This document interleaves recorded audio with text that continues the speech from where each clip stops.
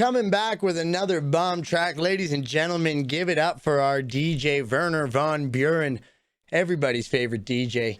We're back with another episode of the Real Fake Talk Show. Today we had the luxury of being on Lux Rising's new podcast. Lux, of course, of the Occult Rejects. We were joined by his fellow Occult Reject, New York Patriot. Our conversation about censorship and Spotify ended up leading up to the meaning of life. If that doesn't tee up an episode, I don't know what will. If you like the content, even if you don't, just like and subscribe. It's one of the things that we do here. Lux, New York Patriots, the Occult Rejects, everyone's links will be down in the description. I really do hope you enjoy this conversation. It's really nice to be back at it. We'll be coming back every Wednesday. Hope you have a great episode. Nailed it. Check it out. Let's go. What's up, everybody?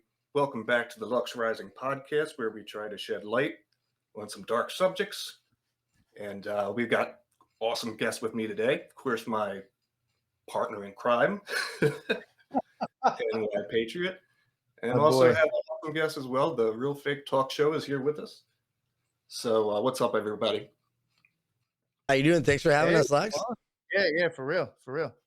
It's awesome to be on your show for once. Well, we were doing a bit of impromptu, kind of decided to just jump on, do something live, something fun and cool. Totally. Love it. Yeah. Oh, and this will also be going live to your shared YouTube account right now as well. So, right. Yeah. So, Real Fake Talk Show, if you want to go ahead and plug your stuff, let everybody know where they can find you. I'm Steve. My home address is 99 from the Real Fake Talk Show. Just starting out here as well, and I've been having the luxury of talking to these gentlemen a couple times. And I'm on YouTube, Apple. Let's leave it at that for now. And Twitter, and we'll get into why on that in a little bit, but just YouTube and Apple right now. And appreciate you having me. For sure. It seems like every day the list of platforms that we're on gets smaller and smaller, right? yeah, for sure. Yeah. Which is good, right? Like, it's like, hey, here's my 17 websites I'm on, right? Like, hey, Right. Check me out on each of the following. And it's saying, here I'm on D Live. Like, it starts to get into like the ones that no one's heard of, you know? Yeah. I'm on Backpage. Throwback. MySpace. Oh, MySpace, yeah. MySpace revived by Gary Vaynerchuk. Like, right? Like, it's Right. yeah. You know what's so I actually made I made it and then I never did anything with it. I actually made a MySpace account recently to try to like put up my DJ mixes because someone was like, yo, people still do use that a lot for music stuff. And it is still actually pretty active. And I was surprised. You said MySpace? Yeah, and I was surprised. Like, you can actually like upload your shit to it and everything. And I spent the time to make the account. I just didn't do anything with it yet. But I was like, yo, I might literally like, if I can figure this out, maybe let's start pushing MySpace again. I had some music on there from back in the day of my friends, and it got purged in because it was from like 2004, 2006 or something like that. So it got purged and I was devastated. So I don't even know they had it on. It's pretty cool. They did that announcement where they said pretty much like, hey, if you want any of the old music that you had up, you need to take it off, get it off now, because it's just going to all be nuked. Yeah, the problem is they announced it on MySpace, which was dead, right? So it's like, announcement on MySpace, hey, get the music off or we'll take it off. Like, Yeah. So I guess we wanted to kind of get into crazy events that have been going on, especially with censorship and everything. NY, did you want to tell everybody where they can find you real quick, though? Oh, yeah. My stuff, BitChute, Rumble, and all major podcasts. I mean, I know we're going to get into it now, and Lux is probably going to bring it up, but, Spotify is being a problem, and that has been a problem prior to the Joe Rogan soap opera saga. So I don't know how long that's going to last, and I'm not going to keep on trying to put my shit up if they keep denying it. So Right. Spotify may not be much of an option anymore, but I am on everything else: BitChute, Rumble, and Odyssey. And, and Yeah, YouTube, and the shared YouTube account that me, you, and Tour share. that's right. So, and that's called, that's brand new. It's called Tour and More. But make sure that you spell. I did notice there is another Tour and More, but it's in Yeah, lowercase. Yeah. because I was like, "Fuck." So when you try and find our page, just make sure that you type in, all caps for Tour TOR. So. Yes. So what do you think, guys? What's going on with Spotify? What's going on with all the censorship? Are we past the precipice? Is this ever going to get better? Or sort of, is this the nail in the coffin? Oh man, I mean, I'll be real quick, and I'll let my boy over here talk. But I mean, like we were even saying earlier off the air, I had problems with Spotify originally with my own show, and then I had made my own account so I could try to do it again, and that worked for a while. But then before any of this Joe Rogan stuff happened, I had already had a problem, and the Occult Rejects for like 2 weeks before this whole Joe Rogan thing had already started having problems. So to me, my opinion, I think this was something that is going to happen and just already had, unfortunately, with Spotify. Mm. I don't Yeah. know what you Well said. And you actually brought the situation to before in our offline chat. I had just not named Spotify just now because I just found out about this, but and because Joe Rogan is a raging racist, and I think anything that I don't want to produce content where we're sharing Joe Rogan and my name, because then I'm a racist. You see how that works? We're all, Right. insanity. But I do understand what's going on, and it's pretty crazy. But like for me, and I don't want to go too deep into the nuts end right off the bat, but like I've just seen too much manipulation of my thoughts that every time my thoughts are being told what to think, there's like an alarm that goes off. Even when it's for what I'm thinking, right? Like this, even my echo chamber now is starting to say, "Hey, watch yourself," right? Like watch yourself. And like that was, I don't know when we want to get into what's happening in Canada, but it all to me is interwoven. Like, right? There's a certain precedent that you set, and it's not whether you like Joe Rogan or you don't like Joe Rogan, but when you set a precedent for taking something off that you don't like, it's a multifold problem. My first problem with it is you don't discredit anything that you are absolutely like vehemently denying that it exists. So it's like we're saying this guy is spreading information that is killing people. The whole world of smart people disagree with him, and we can't have one person go on his podcast, which is the widest range thing, which I believe could be another part of the problem. It's the largest audience reach right now. The numbers that they list are America numbers, like U.S. North America numbers. We're not getting into Europe and all that. He reaches an incredible audience, which I think people gotta wonder what's going on. And I think the point being made is Joe Rogan our freedom fighter? Like, keep in mind, he signed a deal for $100 million not to be a freedom fighter, right? Like, it's like he's like, hey, we have like the thing I love about Spotify is that there's no censorship, but you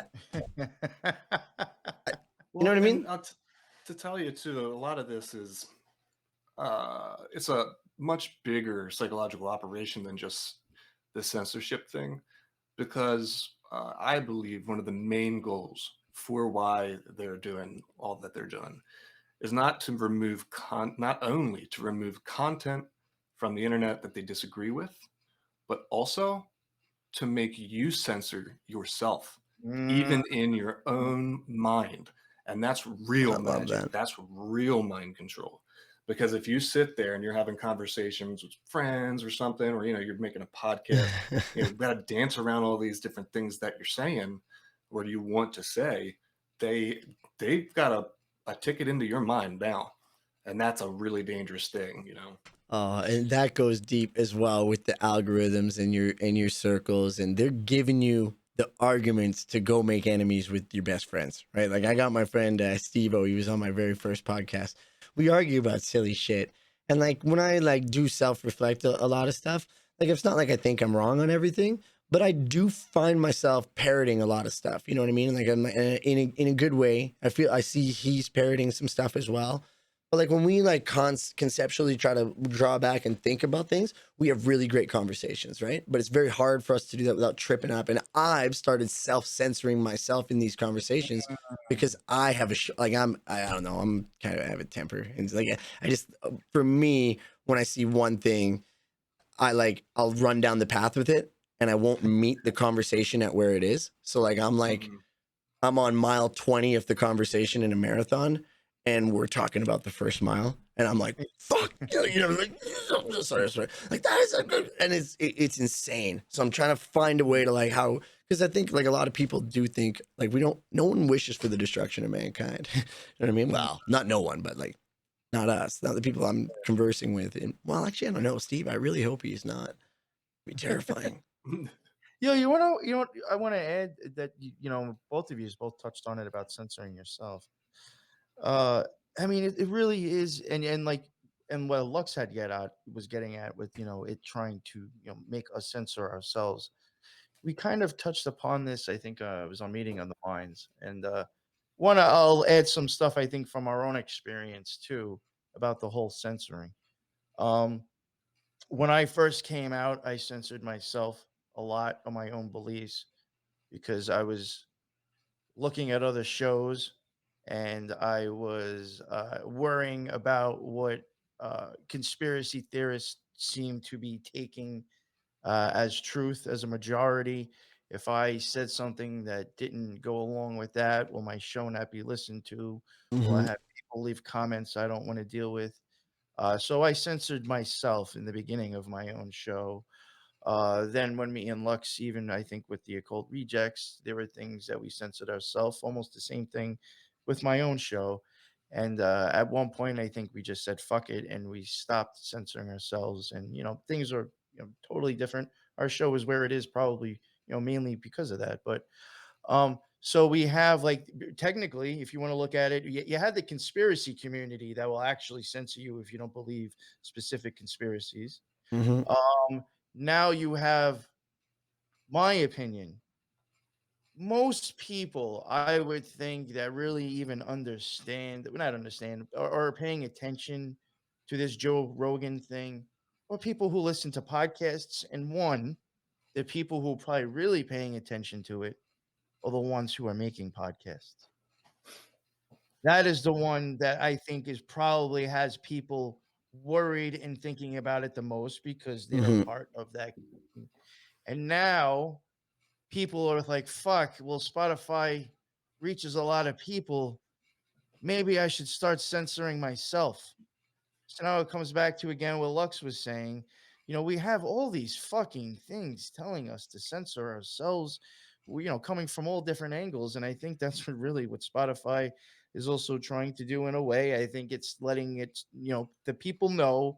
Unfortunately, a lot of conspiracy people and a lot of podcasters choose Anchor and Spotify because it's free. Mm-hmm. So now all you people that are using our free fucking service, you're going to have to censor your fucking self if you want to keep fucking doing what you're doing. Mm-hmm. And a lot of people are going to do that. And today I said, fuck you to Anchor and Spotify, and I pulled the Occult Rejects off of it and put it onto Spreaker. Yeah. Man, I love Yeah. that.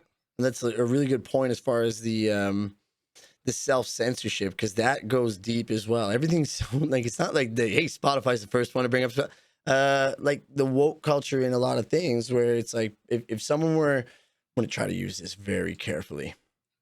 Okay, there is a red Care Bear. Okay, this red Care Bear raped someone. Okay, and this red Care Bear now rapes someone, and red Care Bears happen to be the most oppressed level of all of the animals in this magical kingdom.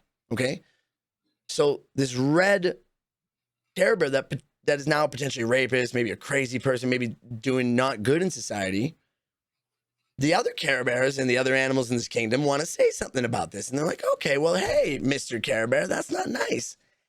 And then the red Care Bear's like, whoa, do you understand who you're talking? I'm a red Care Bear. And then the whole society's like, dude, don't point out the red Care Bear. Oh, Yeah. If you are you trying to say you're like, are you against red Care Bears?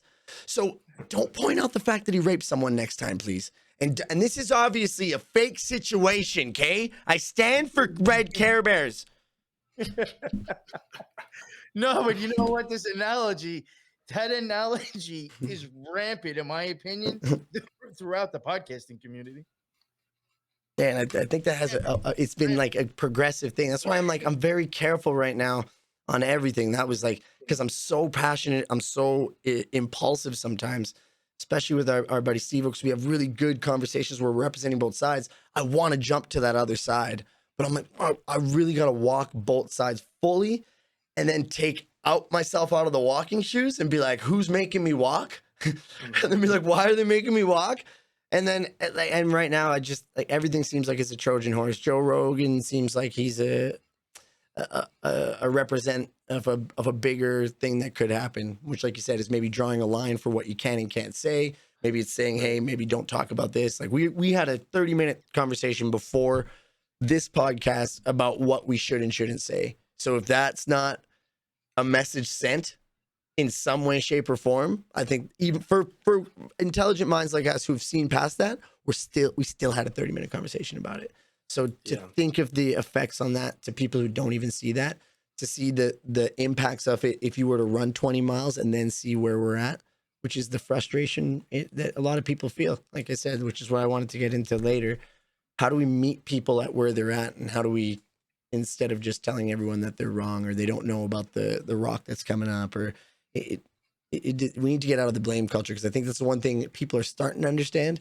It's doing no good, left, right, red M&M, blue M&M. Like, it's like we're all the same color in the end. I love that line. It's like it's we're all You're totally right. We really need to, and I'll be totally honest with you, and maybe think I'm not, sympathizing the left, but I think if we brought everything down to what we really all want and what we really all are trying to look for, it's the same thing. It's just different sides have different ways of expressing it, Mhm. or different ways that they've been brainwashed into what liberty and freedom means. But I think if we were to, tear down these fucking labels and these walls and these divisive things that we've put ourselves into, and actually, like I said, had conversations, we could start somewhere, and actually, as a whole, probably all get where we're going and be quite happy about Right. it. I I mean, know that's you know what I'm saying?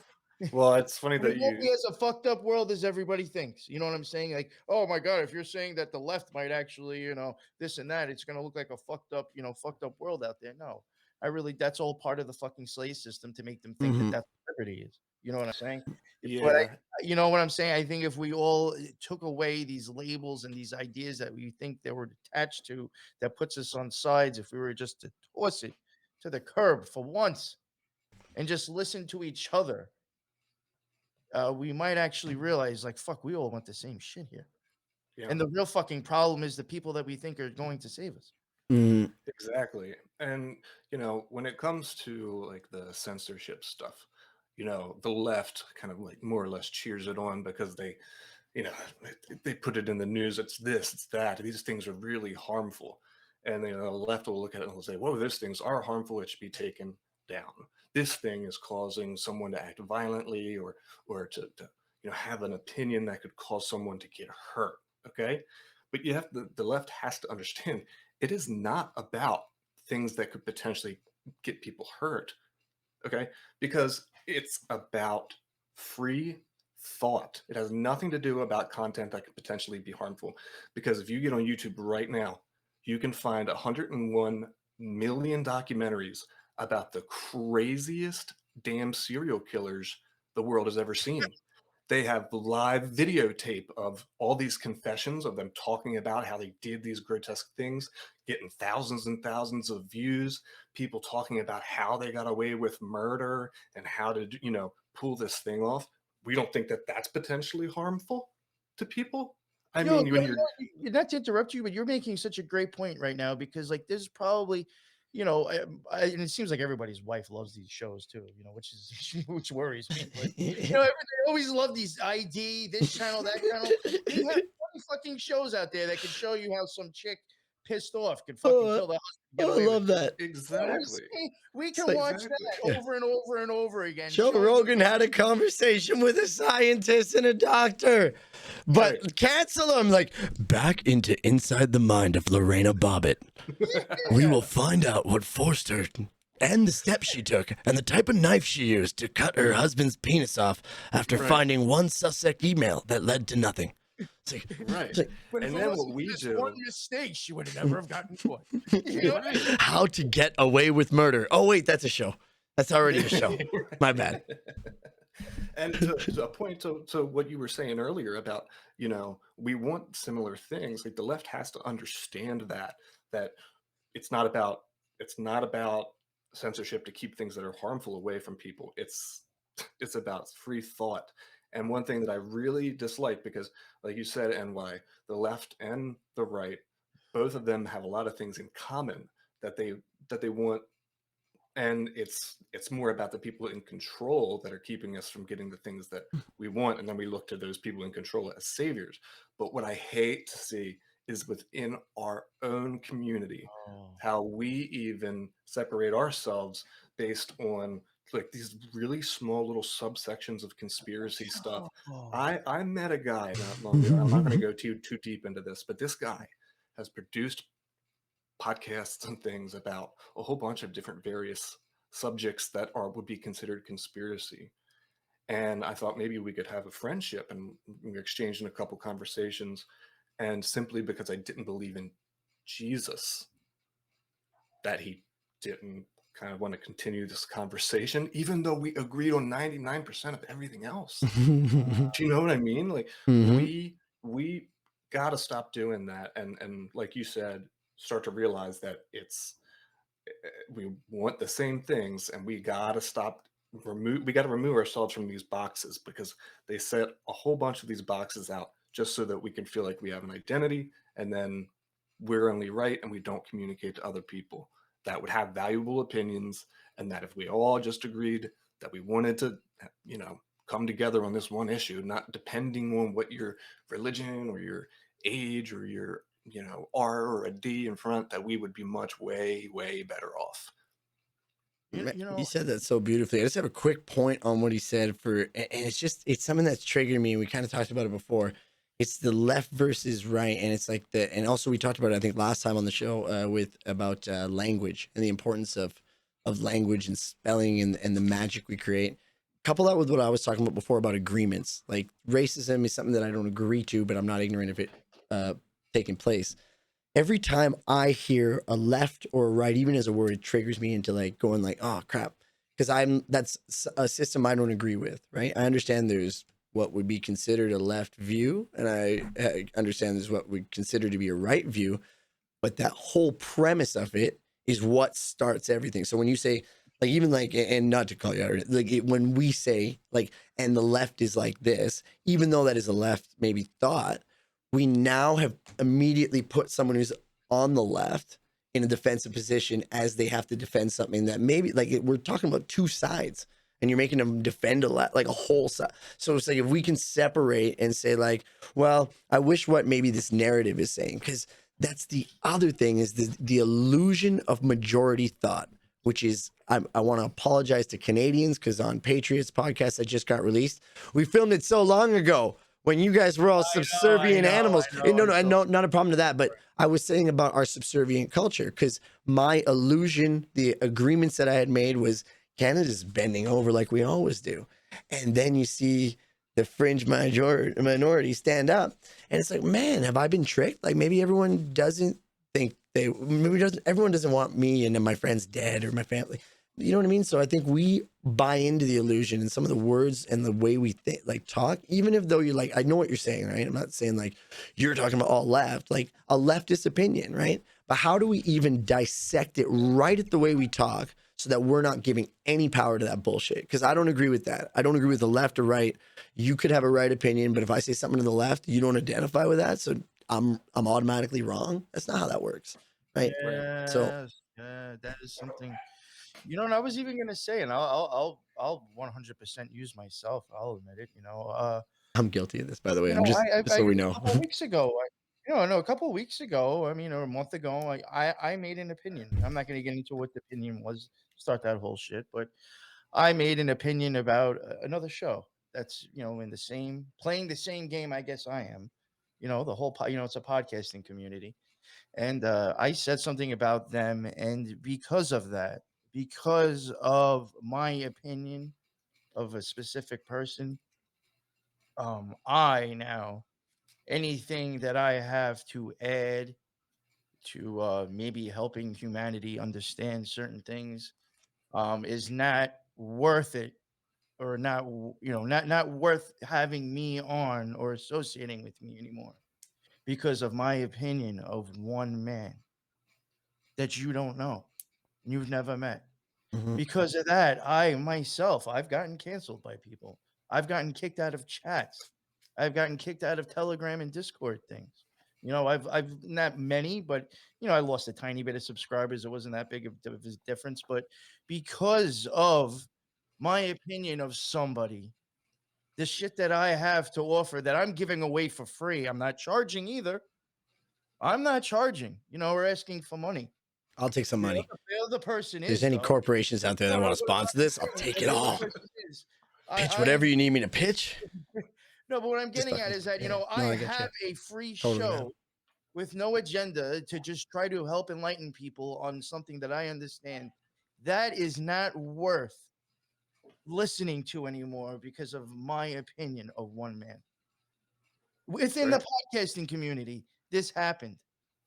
And that man Yeah. is Joe Rogan, which is why we're pulling our stuff off of Spotify.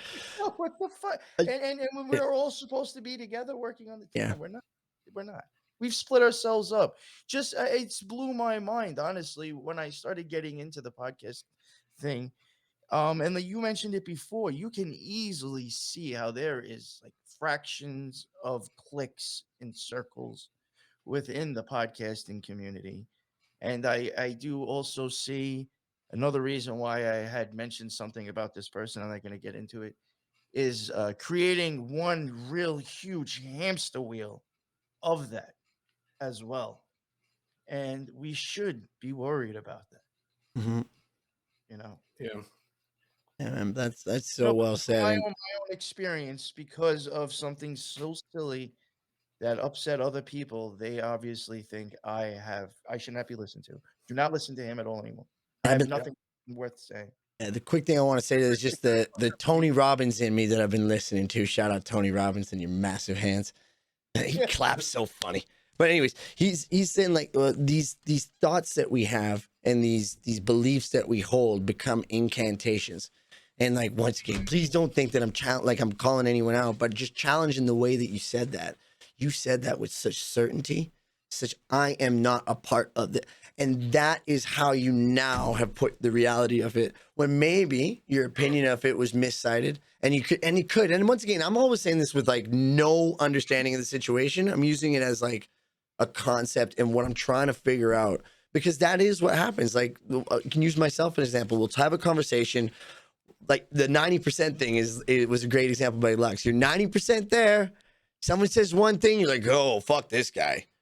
Right. Like, you know what I'm saying? Like, well, like everything he just said is moot now. Like, you know what I mean? It's like that.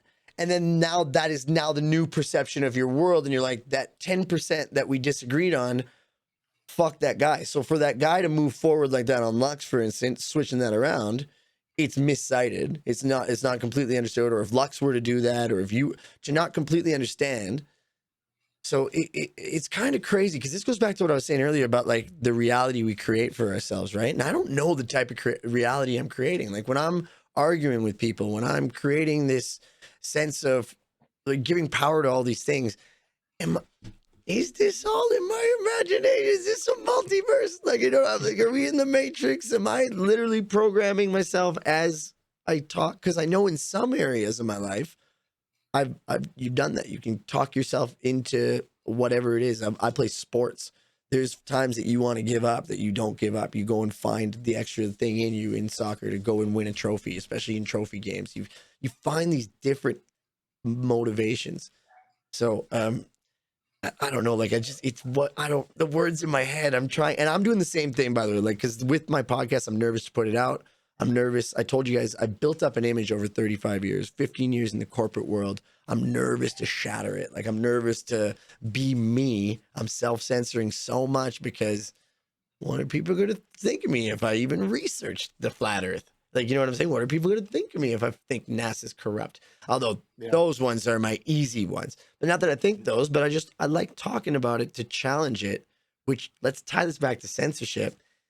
Why can't we have this? Where's the harm in discussions? Because we're making everyone small. Like, if you and me were to have a discussion and I were to say, okay, listen, there are people out there that can't handle that. So take it off. Because someone might, like, this goes back to like 90s rap. You guys grew up with this. Like Eminem, like, is Eminem at blame for someone killing their parents? Like, is that, I don't know where we've gone as a society. Well, and the reason why it's so important that they stop the discussion is because discussion produces solutions many times. Even when you argue, you can argue with someone, and then most of the time you come to common ground, at least at the end. Most of the time you don't walk away, with a more negative experience. Oftentimes that discussion can lead to solutions, and solutions challenge systems of power, because now people are figuring out solutions for themselves instead of it being dictated from on high. So in my opinion, that's ultimately why I think that they want the discussion to stop. Doesn't have anything, they don't care about any of the stuff that they say that is potentially harmful. It's just a guise, a way for them to create the conditions so that the discussions don't happen. And I like that a lot, Lux. If you kind of look, I mean, depending on if history is even true or whatnot, or how it's told to us. That's where I am right now. If you even were to look at times of like kind of great accomplishments, supposedly with humanity, with breakthrough with maybe spirituality, or just humanity itself coming together and creating or making wonderful things. That was around the times where you also knew of people that held discussions and topics, and people came together and actually pondered on things together and tried to learn from one another. Debates. Debates or just conversations, and let's ponder on how the fuck we even got here. Why are we here, and what's our purpose? We don't think about that anymore. That used to be a huge fucking discussion. And I think with that, among other things, brought great creativity, and great freedom. And we can't have that. Yeah. And one thing I've noticed, and I can't remember where I heard it. I'm just parroting another thing here, but how I expanded on this thought was the lack of community. And like you were saying, people coming together and having discussions it does so many different things. In my personal life, I'll use that Steve guy as an example. He's my favorite. I hope he's watching. But on the conversations we have, if we're in a talk where it's left versus right versus wrong, we are completely in a someone has to win this, and where we've gotten, because we're close friends. So it's like when we talk about it now, we seek to understand, not to win. And that kind of just, it almost melts, if you want to call it narrative. I don't see Steve as my enemy in any way, shape, or form. I understand where his thoughts come from, where his heart comes from. He understands where my stuff, like yesterday, I actually opened up to him and told him where a lot of my stuff comes from. I don't care about, I literally don't give a shit. Like, it's gonna sound terrible. I don't give a shit about anyone. Like, keep my family safe. Everyone else, like, heroin's been a choice for life. Try that.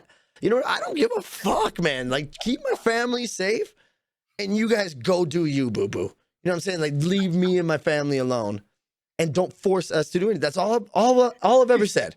So, like, you know what's so funny? That's I really hate to say it, and every once in a while I will drop, a couple of lines here and there that I think Crowley might have been onto. But I mean, really, you just explained pretty much the whole thelemic idea. Just let me do what the fuck I want to do. That I'm not bothering anybody else.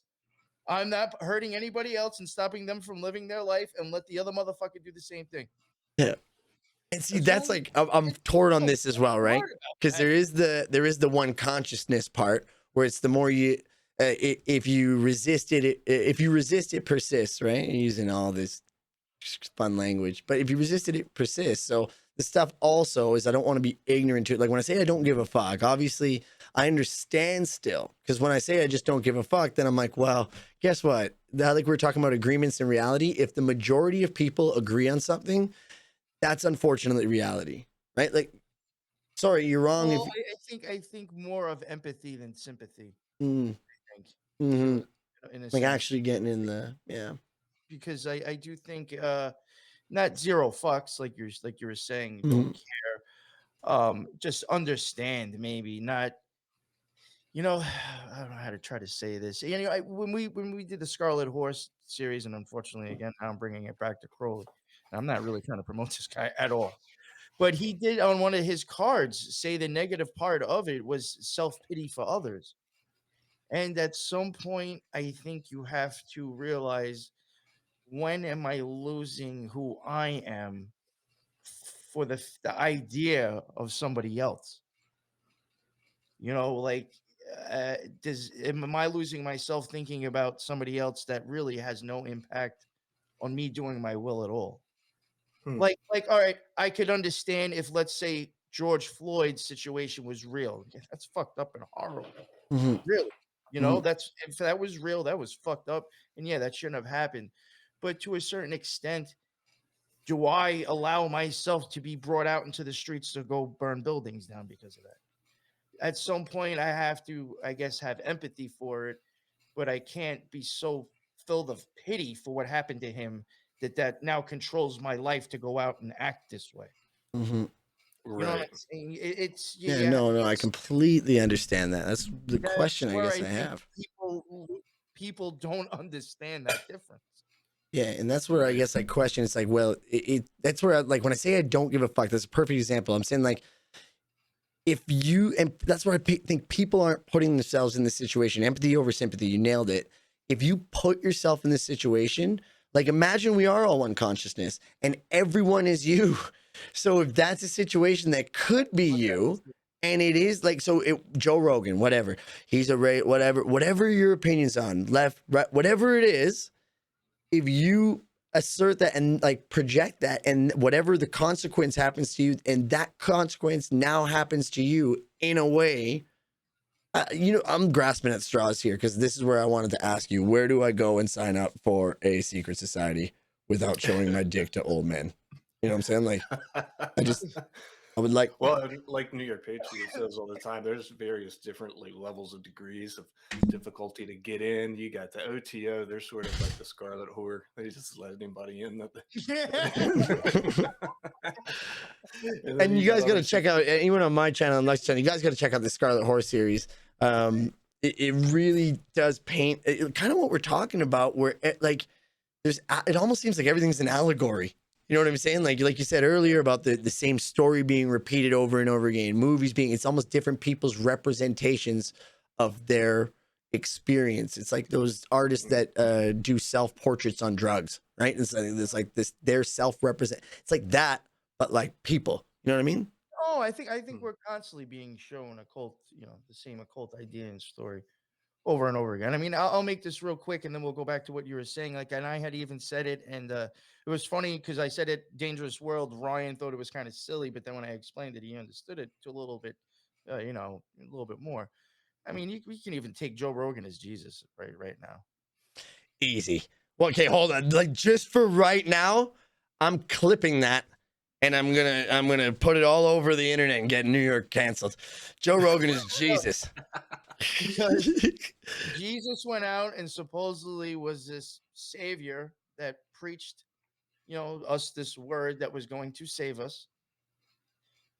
People didn't like it because it might have been giving them freedom. And he ended up getting fucking censored. killed. And even at some point when the Bible came out, we needed to burn that as well because we got to get rid of, what Jesus was talking about. So instead, we just, instead of burning books, we take away episodes. Instead of hanging him up on the cross, we just cancel him. Full circle to what we were talking about with information being so accessible to take on the internet. Remember last time, instead of just being like written, so it's like instead of burn books, it's just. And what happens now? Joe Rogan is a martyr to the conspiracy community. When nobody knows what that guy does the other 23 hours of his life when he's not on the fucking mic. Nobody knows what's going on inside that guy's head, but somehow he's a martyr. Nobody knows his thoughts. You know what he lets you know. Yeah. And you can even, and again, not that I'm defending either Jones. No, I mean, Rogan could be a great guy for all I'm saying. I'm just saying, this is shit people should think about and realize. Well, what I was going to say is if you notice, and this has happened on multiple occasions that I've seen, anytime that Joe Rogan and Alex Jones are in the same room, this thing happens, right? I've seen it tons of times, is that Alex Jones will be talking about something, and then Joe Rogan will act like he doesn't know what Alex Jones is talking about, and then Jones will call him out. He'll be like, come on, Joe, you know what you're talking about. I've talked about this for years. We've had conversations about this. You text me about this on Tuesday. It's right here. So even if they are both actors, it is funny that one of the actors is calling out the other actor for pretending that he doesn't know part of the story that makes him an actor. Well, I don't know if you've ever watched wrestling, right? Like, you never see those guys like when they fuck up their lines in wrestling and they like kind of look and like they gotta improv it. I've been that's my big thing is the world is a you showed me the line Shakespeare. Something Shakespeare had some, I don't want to ruin anything, but it's something Shakespeare. That's a line from his, is the world is a stage. Is it not? Is it not a stage? Like, and that's a big thing that I've just like, the world is a stage. Everything is so that's why I'm like, I've been like, I don't know, like even Alex Jones is almost a good obvious one, because I think my buddy who always tells me about him is like, I'm pretty sure the reason he got out of some of his charges because he's like, yeah, I'm just for entertainment, I'm an act. It's like, well, like, okay, but like, you know what I mean? It's like, how, like, that's the obvious first layer representation. Peel an onion back, and it's like a Russian doll said, if like, how many actors is he? You know what I'm saying? It's like, he's an actor, and then he's an actor, and then he's an actor. And I'm not, obviously I don't know any about, I'm just using this as an example. But I think you nailed it earlier with Joe Rogan being Jesus. And let me like explain that for the dum-dums out there, right? Like, just quickly explain Joe Rogan. It's an allegory.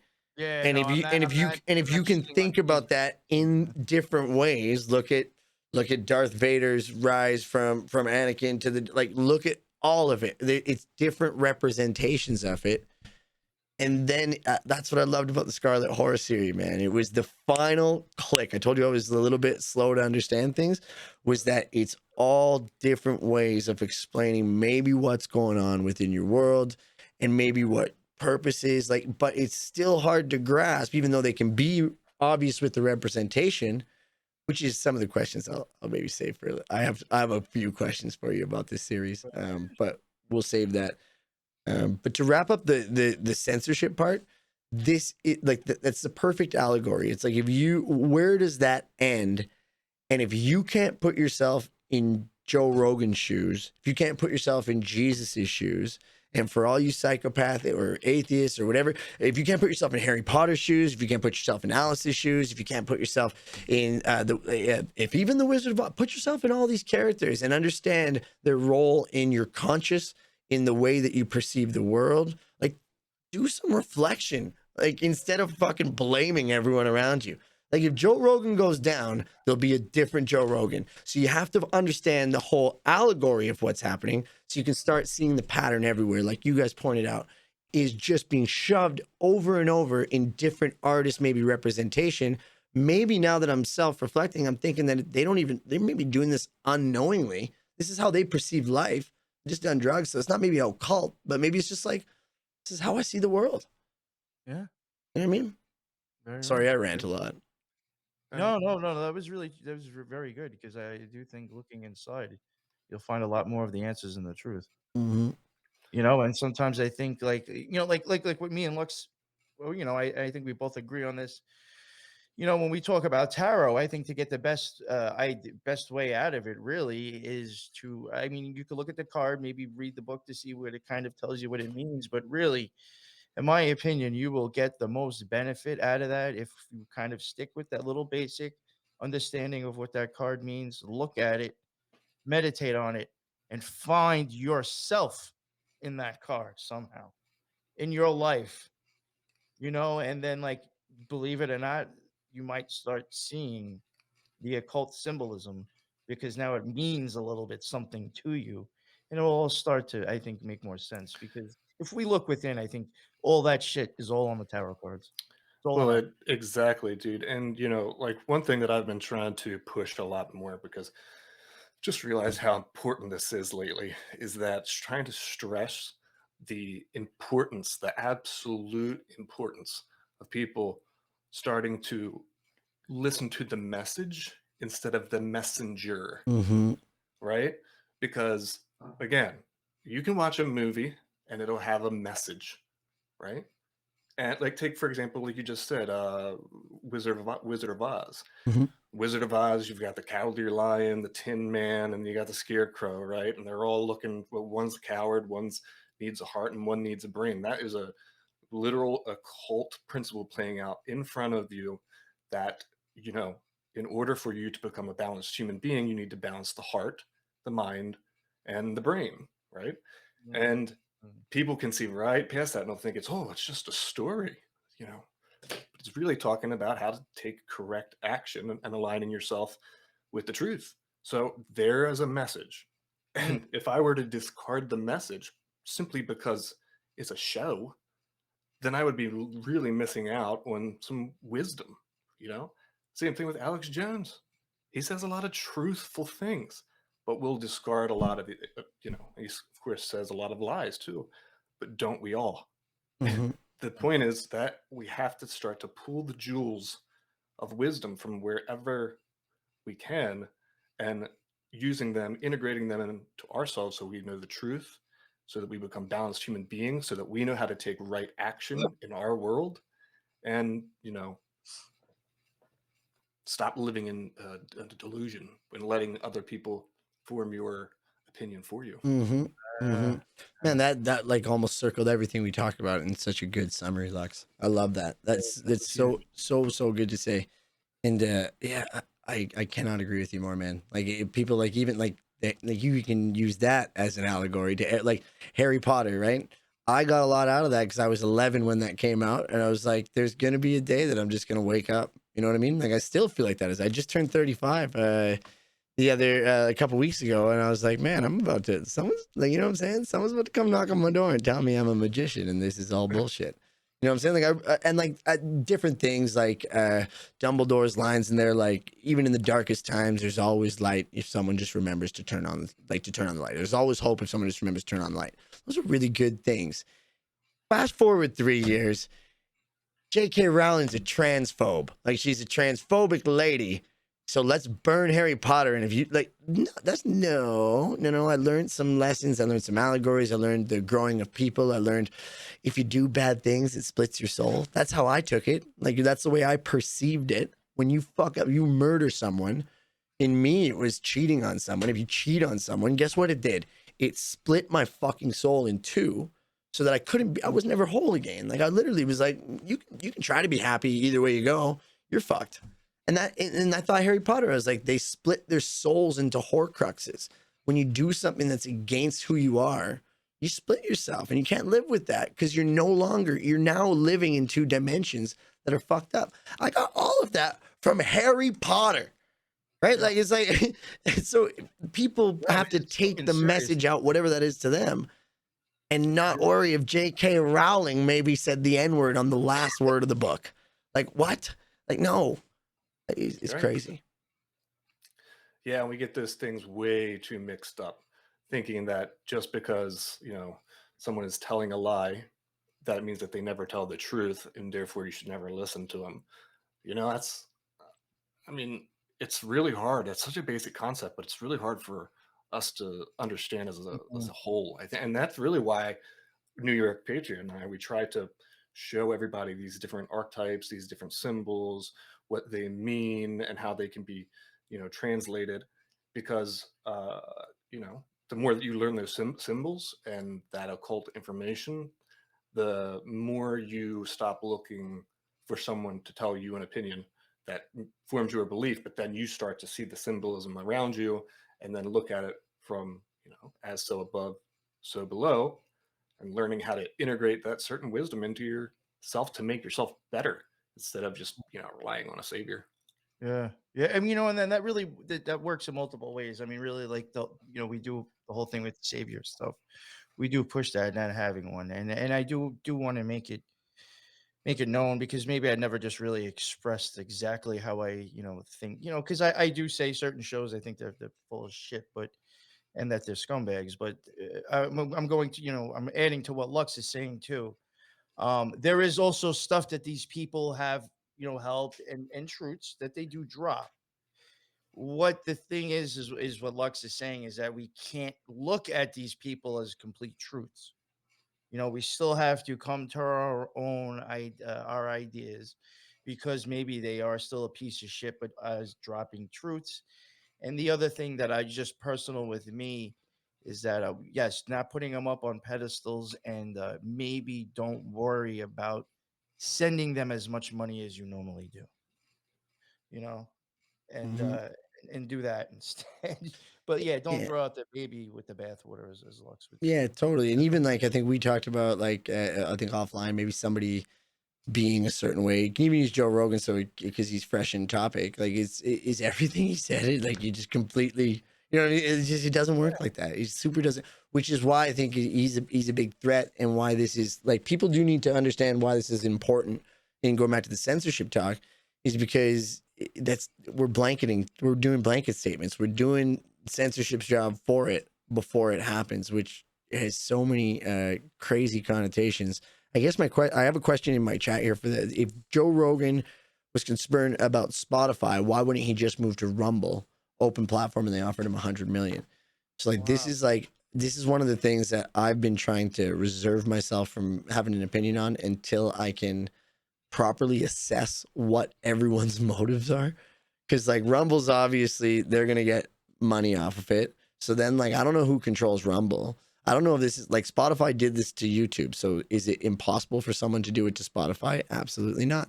So it's all in the world of possibilities. So I don't know if anyone's being manipulated, if it's just a money talk. I don't know if like who would give away 100 million to someone and then be like, yeah, you can just go to Rumble and take another 100 mil. That's not how contracts work. I'll let you know that. So Yeah, I'd be really interested to see that contract mhm. Well, do you because, see the video? He came out and said like it's a legit contract. right, because I'm wondering if those were because the rules that Spotify is making now were not in effect before this whole controversy, and that's when Rogan signed the contract. So I Mhm. have a hard time understanding how it is that he can be held to a new standard on the platform. Like I said, I would just like to see the Yeah, contract without if breaching it's contract. Yeah, like it's like okay, you can cancel, you can say I owe this, but guess what? It doesn't. It says it doesn't say anything about taking off random episodes. So fuck you, right? Like, exactly yeah, no, no, I love that. Yeah, yeah, that's good. That's a good train of right. thought. So Well, it's like, fuck, I go forgot. ahead. I mean, wasn't there even like, didn't they have to change their terms of service just to be able to do something to Rogan? Right, that's what I'm saying. Yeah, like it's just the whole fucking thing is just like, and you were okay with that? I don't, you know what? I don't know. Yeah, it's like that I said. This is what I battled for every episode. Maybe my podcast is gonna start getting fucking repetitive, but I battle about it every time. This is the whole point of why you battle for free speech, why you battle because it, like we were saying earlier, it's an allegory for if him, even if you disagree with what I'm saying, if you're a content creator, you should be especially heads up. Anything else, it's like, well, if what is it gonna take? Like, is it gonna take like those blue suits? Stand for the genocide of when the blue aliens came and killed humanity. Now that guy has a blue suit on. We're gonna murder him and his family. And it's like, what? Like, where does it end? And everyone's like, well, that's all crazy. And it's like, well, okay. I don't know. Like I said, maybe I just need to Right, get where into you fucking draw theater the or line? movies and start making No. my own representation of my fanatical mind, because I really do think people miss the point, and it's explained to them in fantasy, and they can grasp everything in the fantasy world. Black Mirror. Did you see that Black Mirror episode, bro? Did you see that?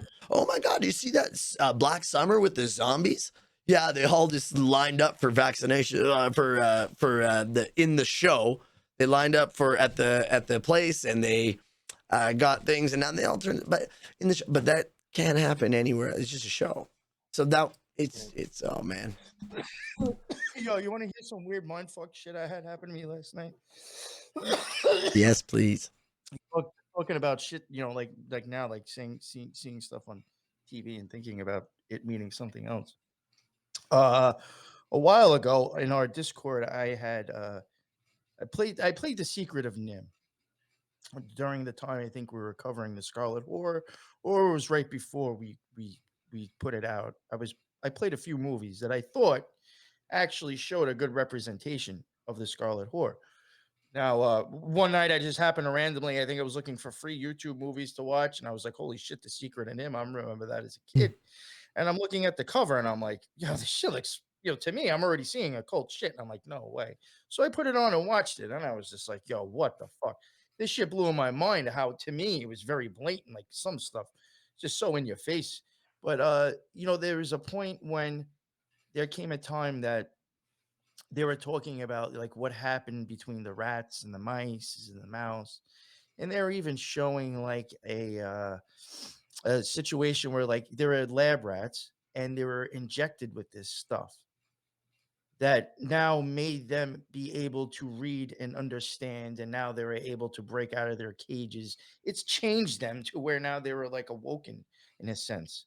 But it was a science experiment where rats are getting fucking jabbed, you know and it just seemed very much like kind of like what was going on now. And then like last night, it's funny, me and Lux are talking about a show called Euphoria that we think is occult symbolism totally, you know?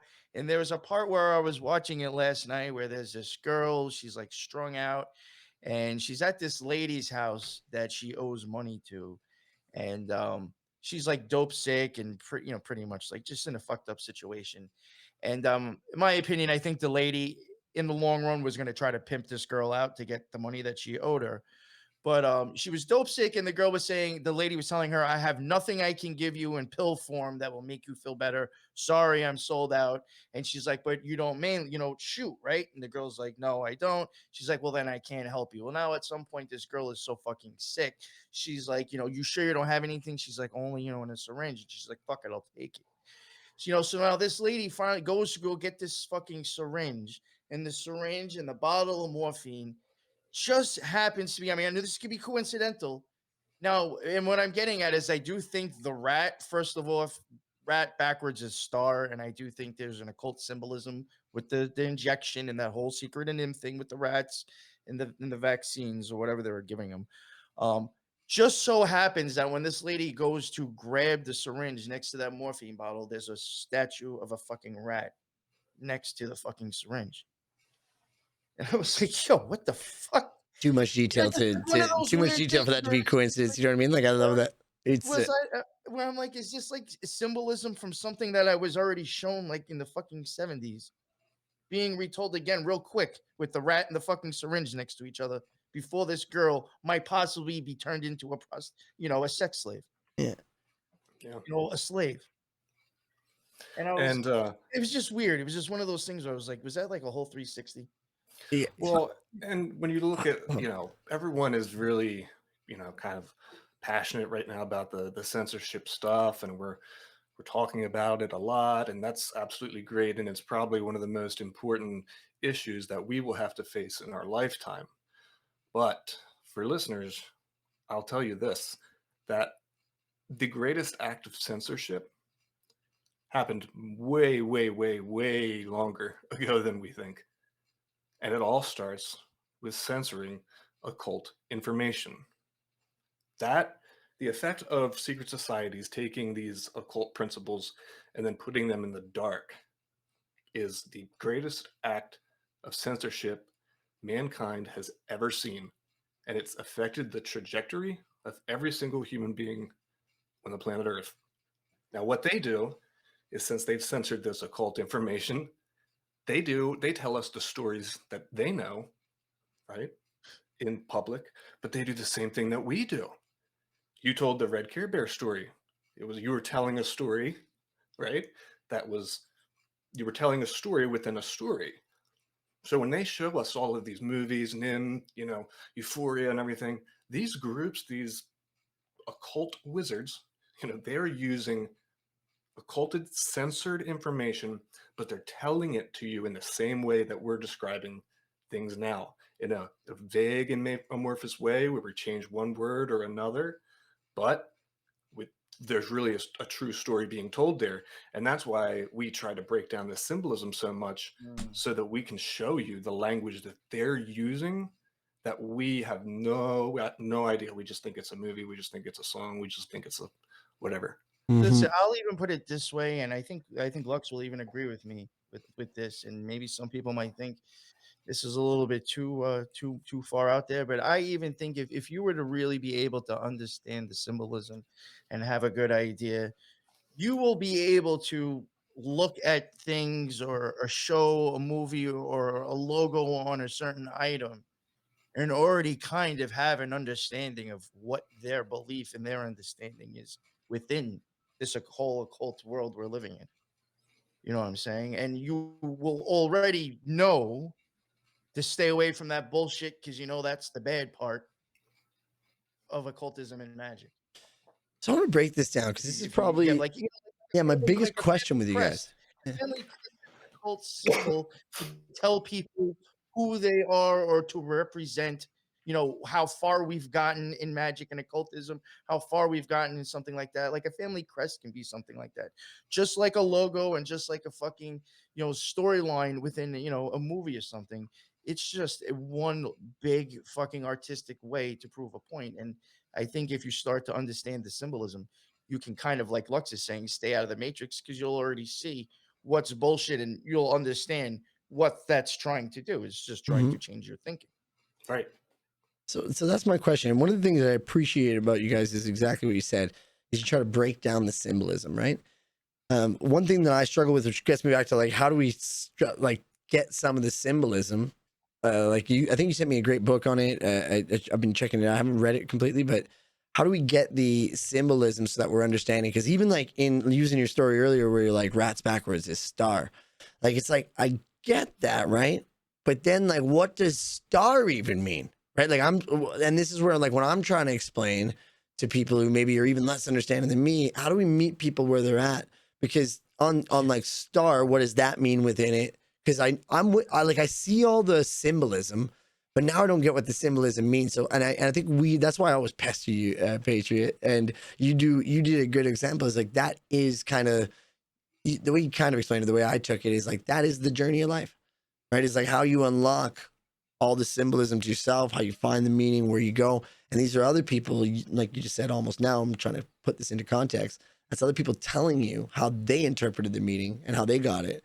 But I just like I said, I'm always like, my brain just works 8 steps ahead. So when I hear like the star, I'm like, well, what does the star mean? And you're like, well, when these people are telling you like their meaning in life, I'm like, well, what do they say is the meaning of life? I was like, wait, what do they get at? Like, what is the real meaning? I know Harry Potter kills Voldemort, but like, what does that mean?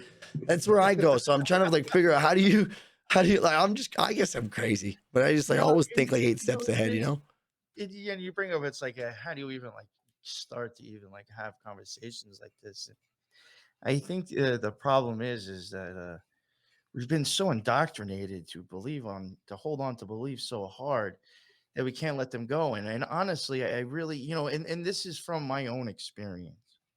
There was at one point I had to tell myself, as much as it sucked, and this is before any magical experiences, and I think this is what really helped me get there too, and to, have great experiences within myself and God. I had to tell myself at some point, you know what? I don't think I have an idea about shit really anymore. And I had to really just say almost, I think I need to start from scratch with everything. I love that. You know, and then when you do, yeah, that's so fucking hard because Mhm. we've been programmed to have an ego that's gonna be like, no, no, no, no, no, no, no, don't do that, don't do that. That's what makes you who you are. Well, no, that's actually what limits me to who I am. You know, so our ego will fucking, you know, it's got chains on us. We've been Mhm. brought up like that to be like that. It's not your fault. It's just how society and just this world is designed, I think, is to you know, keep you like that. And for me, I had to, and I'll use again, I love using his way of saying it, David Bowie. You know, whatever people may think about him, he was definitely an occultist, regardless if you think he was fucked up or not. I think he said some pretty inspiring things. He said at some point, you are going to have to, if you, and this was advice that they had asked him on an interview, just this little spiritual advice, because they, you know, they knew he was into shit. Mhm. His advice was, you're going to have to one day, if you want to be happy and to really find your way in the world and to be, you know, just happy and, you know, enjoy life, you're going to have to figuratively burn down the world that's around you. You're going to have to destroy it. And from those ashes, you're going to have to build the one that's real to you or the one that you want to be in. Like a phoenix. Is a phoenix an occult symbol? Yes. Is it? Yeah. Well, as you do. Of course it is. Harry Potter. He was taking very serious, I think, occult advice, you know, and did it down in a digestible way for some people, right there Mhm. with what you're saying, because Mhm.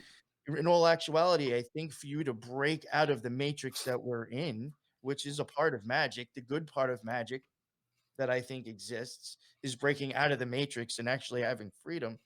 You're going to, because of the lifetime of programming, you're going Mhm. to have to at some point tell yourself, I know jack shit.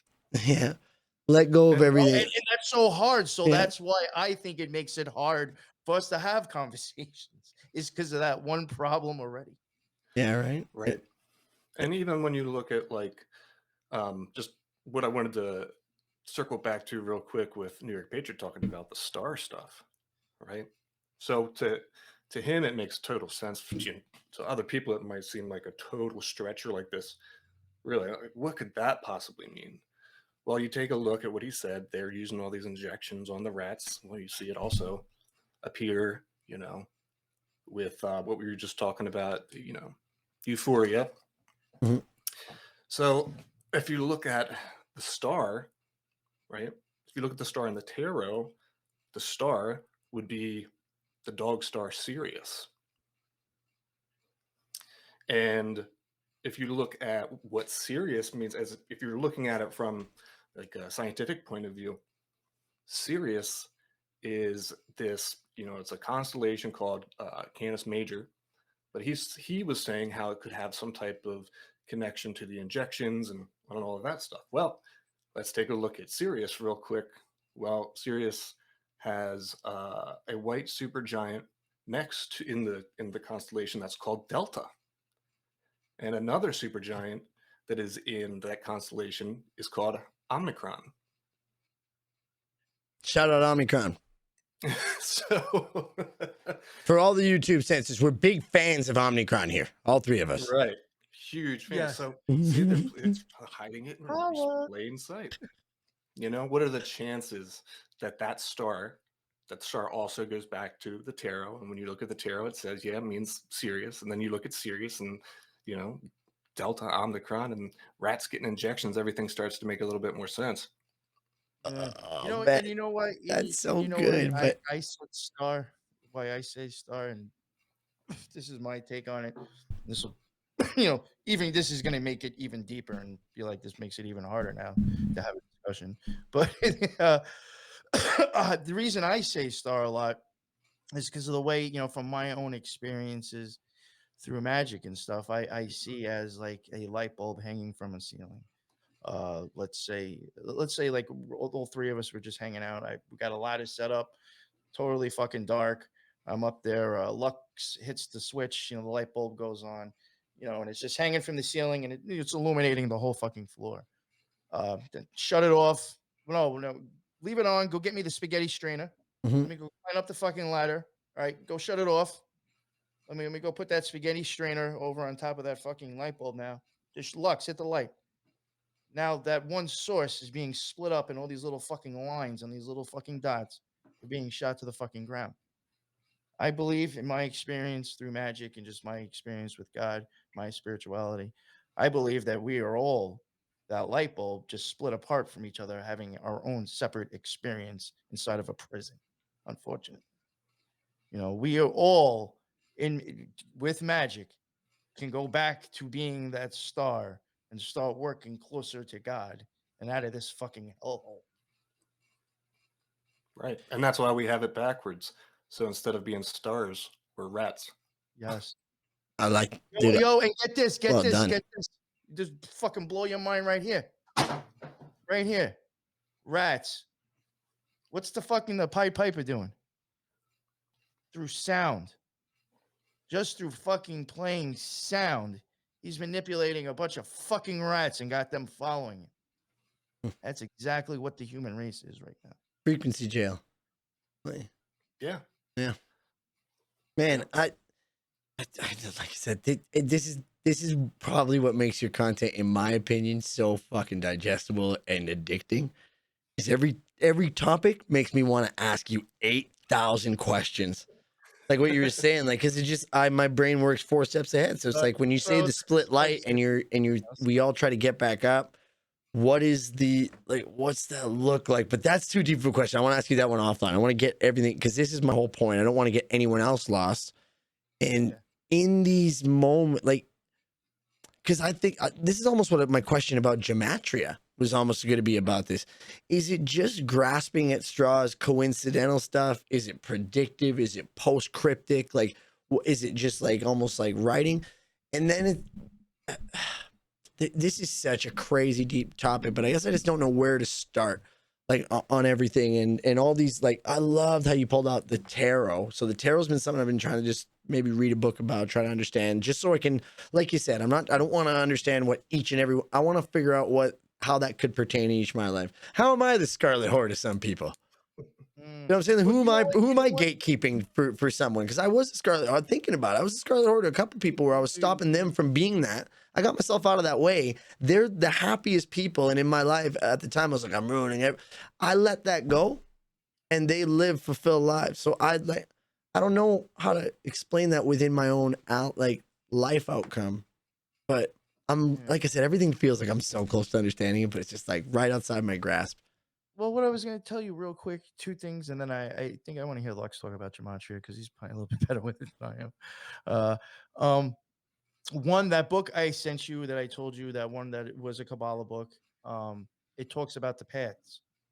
I would suggest if there's certain tarot cards that you want to, whatever, pay attention, focus on, read wherever it falls inside that book as well. I think that will help you a lot with maybe finding that situation in yourself.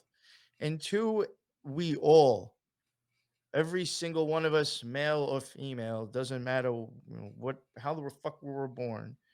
We all have the potential to either be a scarlet whore and or the beast. Both of them, my opinion, let alone in charge, unbalanced, you're fucked. In my opinion, and this might sound controversial, when the Scarlet Whore and the Beast do cross paths at some point, that is when you get the balance and the beauty between both. You said beauty like you plucked it out of my friggin' head, man. Beauty and the Beast. I was thinking Disney there. When you pull them apart, I mean, even think of it like this, and this is something I think another fuck Crowley again. But he said to get sometimes the most chaos, you need to be having both polarities of something pulled away from each other the most.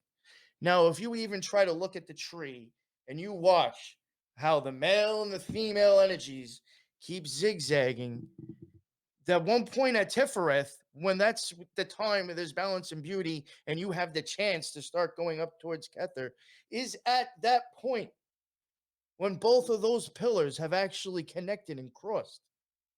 The side that can be the Scarlet Whore and ruin fucking society, and or to the leftist, like we're seeing now, or the beast that can turn into a Hitler on the right side, have come together. Somehow the beast now has compassion. And now somehow this woman that's just never fucking happy with anything and keeps destroying shit, trying to find love, has now found something. They're together, and now the beauty and the balance. In my opinion, that's when it happens. You need to have both balanced. Did you write the movie Beauty and the Beast? Tell me right now, honestly. This is No, the story of it. no, She's like a no, but lonely I lady really who's like too docile. She doesn't understand how to be the best her. She's literally useless. She hates her life, so she runs away. Finds this beast who's unbearably overbearing. Like runs with her iron fist, and she softens his heart.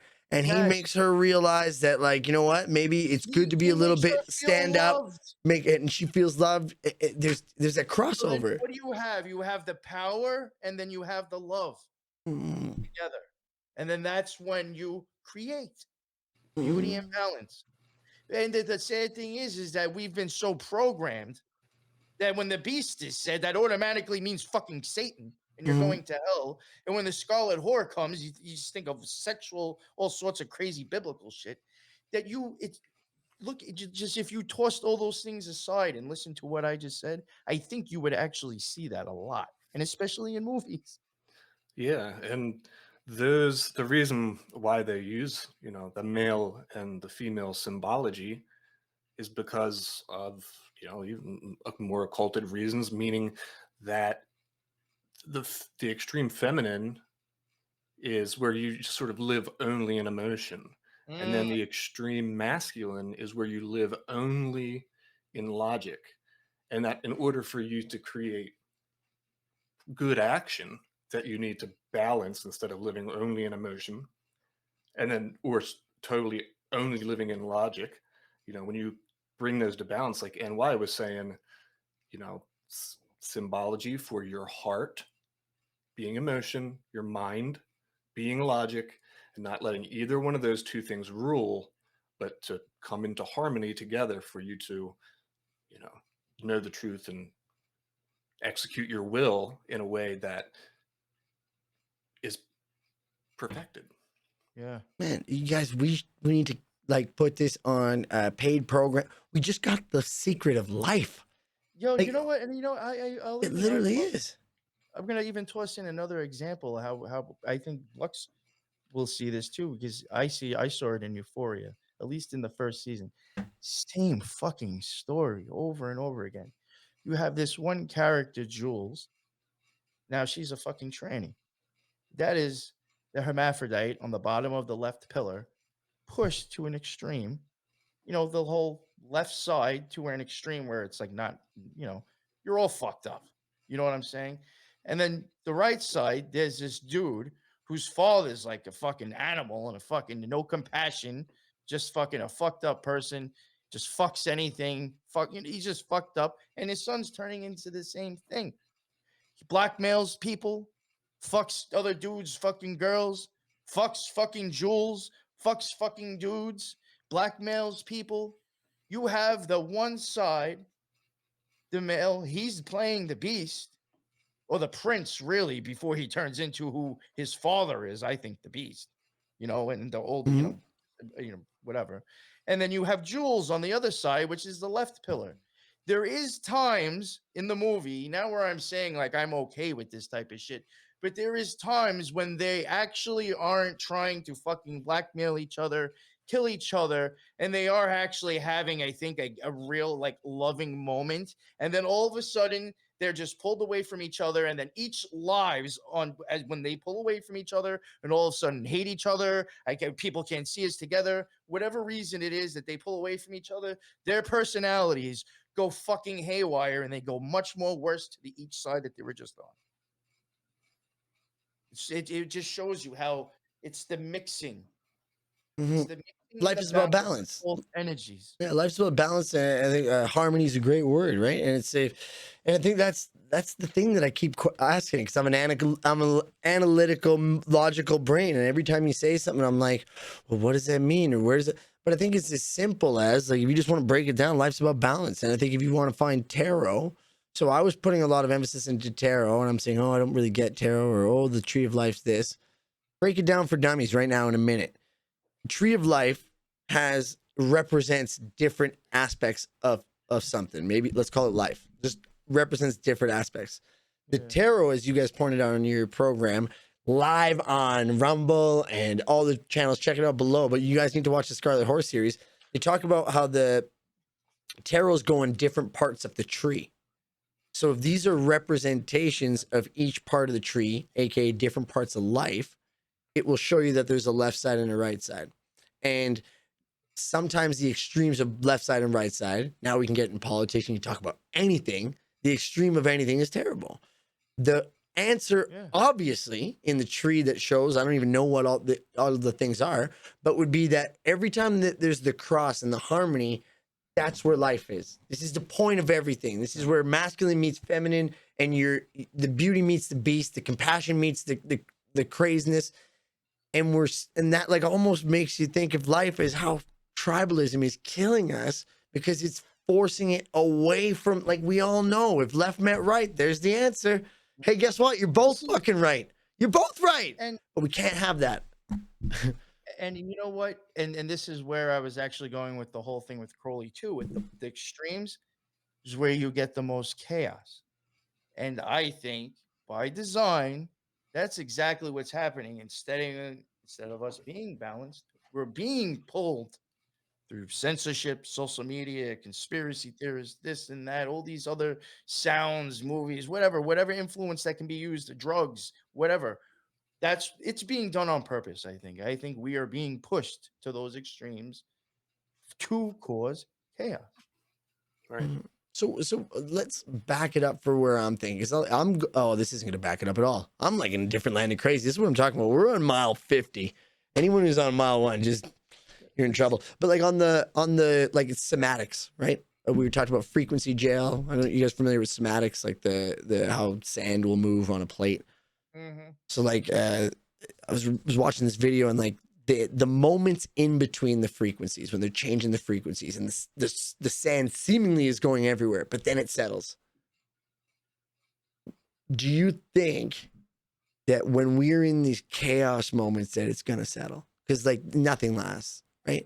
And do you think that there's different people, different entities, different consciousness, whatever you want to call it, that are affecting it in different frequencies, which is why we see so much chaos? It's never going to settle? Or are we just in the shaking process and it's going to settle into a different geometrical Fibonacci-esque sequence eventually? Yeah.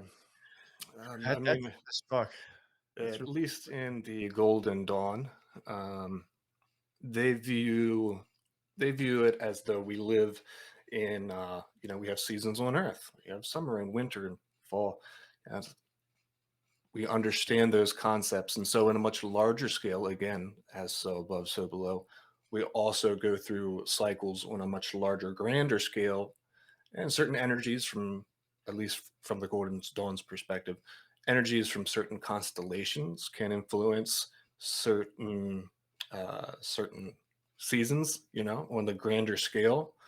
And so they understand these different cyclical, processions. And so that's how they're able to use magic and the knowledge of tarot and astrology to figure out sort of where you are in that procession and what you can do to perfect yourself needed to more or less like escape the matrix, but also how to bring energy into one of those seasons, So think about it like you wouldn't plant seeds at wintertime. You're going to plant seeds when it's time to plant. You're going to plant them in spring. So they understand that concept, and that's how they're able to have such an influence on everybody. They keep all the information hidden, but then totally understand it on a Man, just when I thought I was like, you know what, I've been good for a while. My curiosity's been taking a little nap. Game over, Lux. It's like I could talk to you for 8 years, like consecutively. I'm not even kidding about this because I have a like I'm so curious and I Yo, why do you think I asked you to come on? yo right, bro. Like I'm thinking, but it's not. It's like, you know what? If I want a good show and somebody's gonna ask fucking questions, I'm gonna hit this dude. Oh, I have nothing but I'm a 5-year-old child No, because I astrology know was one of the ones that I had on there because that's something I've been kind of researching. Patriot, we had a little thing in the Instagram where we talked about the sidereal.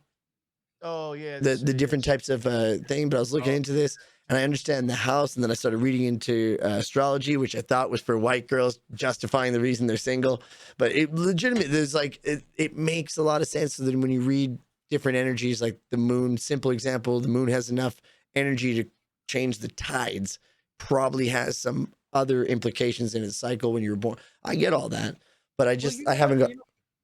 And I want to say this real quick too.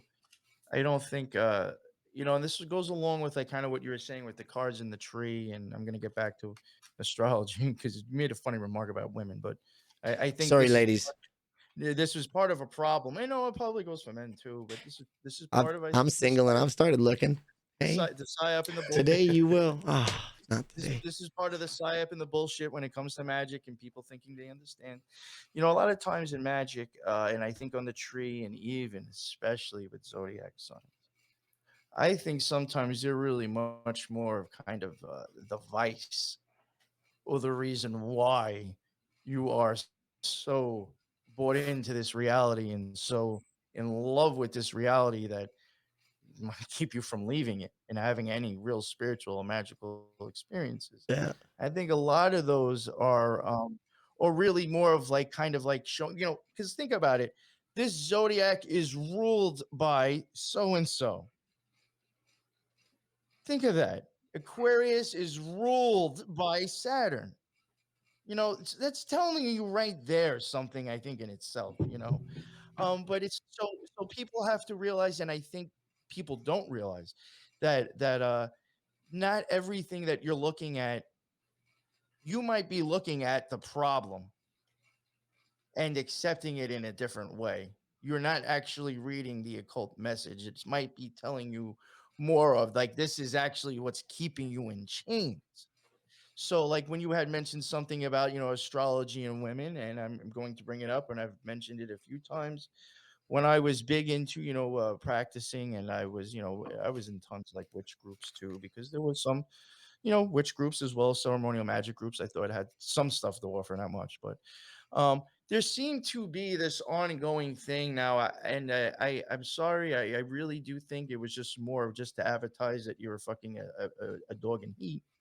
Um, you get a lot of women. You get a lot of women that seem to want to run with, well, since I'm a Scorpio, that's why I'm hypersexual. No. I need to find some fucking Scorpio. So time out. I was No, the example I had was like the opposite end of that. So like I'm okay. Maybe the Scorpio, that whole idea of Scorpio is one of the fucking handcuffs that has you attached to this matrix. Mhm. And what you're doing is actually running with it instead of taking a look at it and realizing, well, maybe that's actually one of the problems keeping me away from God or keeping me away from magic is that I'm so tied to this world. I have to find happiness in constantly having sexual experiences Mhm. instead of ones with God. That's part of the handcuffs. And Yeah. people run with that shit. And that's actually a big problem that I had with Thelema. Very sexualized, and that's part of the psyop. People will see sex and run with that instead of the message. Yeah. And I guess that's like That's all the on people that don't even like the thing that I once again this is where my mind goes is when you're saying that is like where is like when connecting you stopping you from God, stopping you from magic. I don't even think people like we have this idea of God, but I think the way you explain God, I bet you versus what people would say, he's maybe a little bit different, and like the energy stopping you from learning. And I don't think people understand even what like they don't Well, see the stealing. Like, you know what I mean? It feels like it's like an invisible barrier that's being brought there. But like, yeah, you nailed it on the thing. I remember the comedian saying about it's like, oh man, I can't help myself. I'm just a Taurus. Like, no, you're a bitch, Amanda. Like, you're not a Taurus. Like, you know what I'm saying? You're a bitch. Like, it's I like, mean, like, this again goes back again to like what we were talking about so much before. people that probably run with that idea read a book, went online, looked up something, and just accepted it for what it was. And this goes back to what I was telling you, or me and Lux was saying with the tarot deck. Look at it, get an idea of what it is, and try to find that within yourself to find that truth of you. And then maybe you'll get more of a real understanding of what it's telling you instead of just reading something and taking what somebody else is telling you it means. Mhm.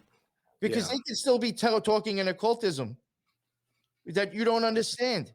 Right. You guys, There's a lot you of guys have so many projects, but occult astrology is something you should put down. there's a I'm lot so of excited by these misinformation. conversations.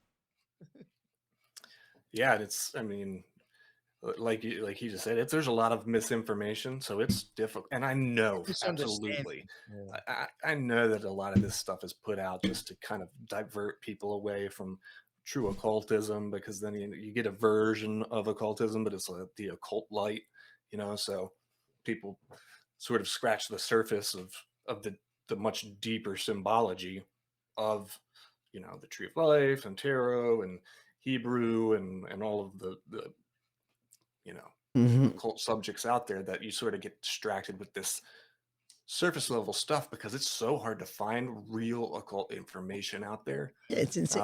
It's On the insane. internet, it is impossible almost. So Yeah, it's insane. Like, and even like on like the word divination, right? I found that's I think it's an occult astrology type word. I don't know what it is. The word divination. Let me explain to you how I think of this word. That is a class that the crazy lunatic Professor Trelawney teaches in Harry Potter, which is openly mocked as crazy people.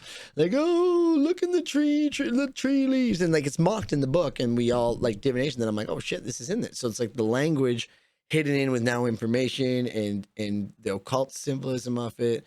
Because I'm really interested in astrology. Because, like you said, I think that you've said something that's been stuck in my mind since you said it. I'm going to paraphrase here, but it's when you like, it's almost like telling you like the seasons. Like the astrology is almost, it paints a picture of maybe seasons in life. So sometimes when you're banging your head against a wall, is it because you're trying to plant in the winter? As simple as that. Or so how do I potentially, and this is me just wanting to know the answers to everything, my analytical, tell me what my life is about and how to live it so I can just go back to living it. Like, what season am I in? Am I planting? Am I wearing snowshoes? I feel like I'm just in limbo right now, which is where I was telling Patriot in all my texts. Is like, I'm grasping at straws. I found out my or my grandpa's a Freemason. He had this cool ring. There was so, I feel like I'm right in, like I'm Harry Potter about to be woken up and told I'm a wizard. Like, I don't know where to well, start. I mean, Well, I'll let Lux go first. I was going to the say something about astrology, but what I was going to say about, as far as the secret societies are concerned, they believe that we're at the end of a cycle, more or less, or a new age, a new aeon, right? It's what they call it. And that they can more or less influence the characteristics of this age by using magic, right? And as far as like, you know, for yourself, I think that the most important thing is like you said, divination. Mhm. I think that so much occultism is also sort of fluff in some ways, because people will look all over the astrology stuff, and that's absolutely great. It's very constructive. I'm not discouraging that, but Mhm. one thing that people often miss is that you know what makes you tick. You know what you like about yourself, and you know what you dislike about yourself. And oftentimes we'll consult a book to figure out what something means in our life, when ultimately, if we spent 20 minutes sitting down, closing our eyes, looking in ourselves and saying, okay, man, why am I such a reactionary person? What does this go back to? Like, what, when they talk about killing your demons, it's what that means. And I can't stress to people enough how important it is to monitor your thoughts what you think about on a daily basis, what are reoccurring thoughts, what are your desires, what are the things that you know you shouldn't do but you still do them anyway, what are your addictions, things that are keeping you from expressing your free will that is, you know, unified in your mind and your heart, right? Because some people do, they have these vices, they know, oh, you know what, I shouldn't be, you know, gambling right now, okay, but I'm still going to do it anyway. So your logic, the male side of your brain, is telling you you shouldn't be doing this, dude, because you're about to run out of money. But your heart, right, the emotion is like, no, just let me try it. There's just this chance. And so that's a perfect example of the imbalance. Yeah, I was Whereas if just gonna say that. That's a total polarity right there. right, I like and that. so much of it in occultism is a bit unneeded because we can learn so much more from looking inside and being truthful with ourselves than looking for a book to decipher what we think that it might mean. Mm-hmm. Mm. And that's and rabbit hole. I don't know if Patreon wants to answer this. I brought this up before. This is what like a lot of the self help and stuff, personal development stuff teach, which is like that journey within. Like you said, like audit your thoughts is a corporate phrase we learn in like Tony Robbins teaches it, Landmark teaches it. It's like audit your thoughts, make sure, go and fight your demons. Is like find out who wronged you as a child. What story did you set for yourself to deal with that? This is a story you told yourself as a 9-year-old child. How did that story now evolve as a 30-year-old, 35-year-old?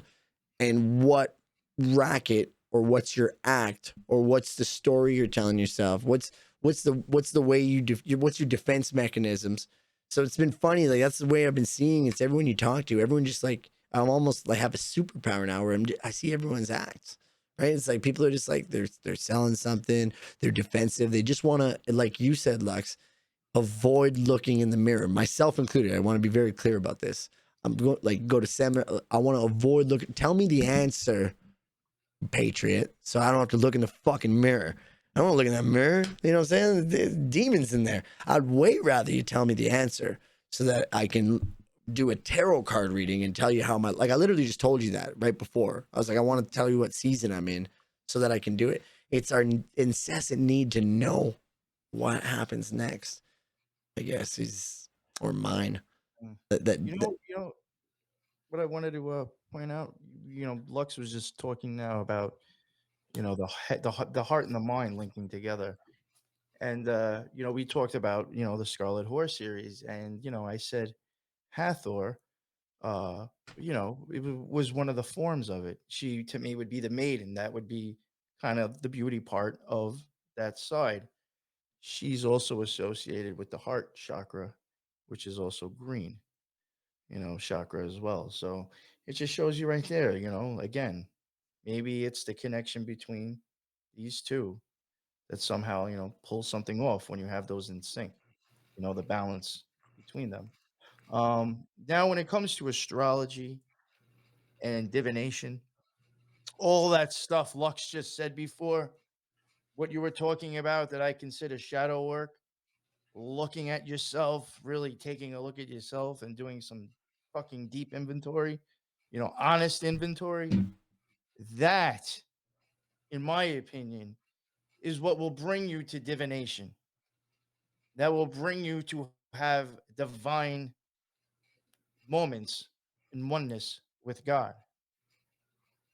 In my opinion, I think the whole there is a certain aspect to it, yes, maybe with the cards, where some of it's legit, but I think a lot of the divination with let me throw out some fucking cards and tell you some bullshit story.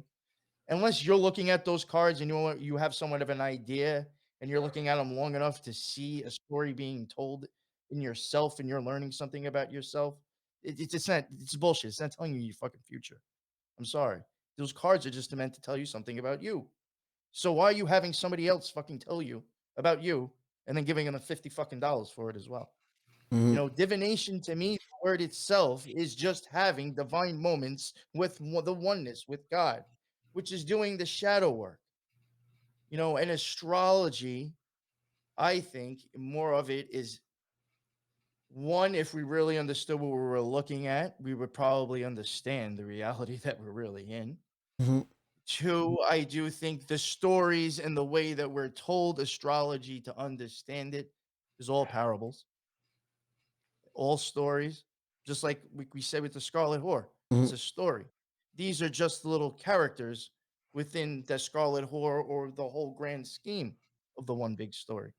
These are just aspects of that one big story, and also when it comes to astrology, I also believe it or not, I will even say I think it's just as much as Hunger Games when they realized that there was a fucking clock in the system that they were in. I think that astrology also falls under that as well.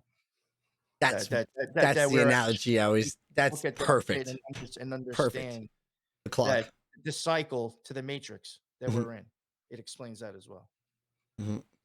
And that's what I want you to tell me right now.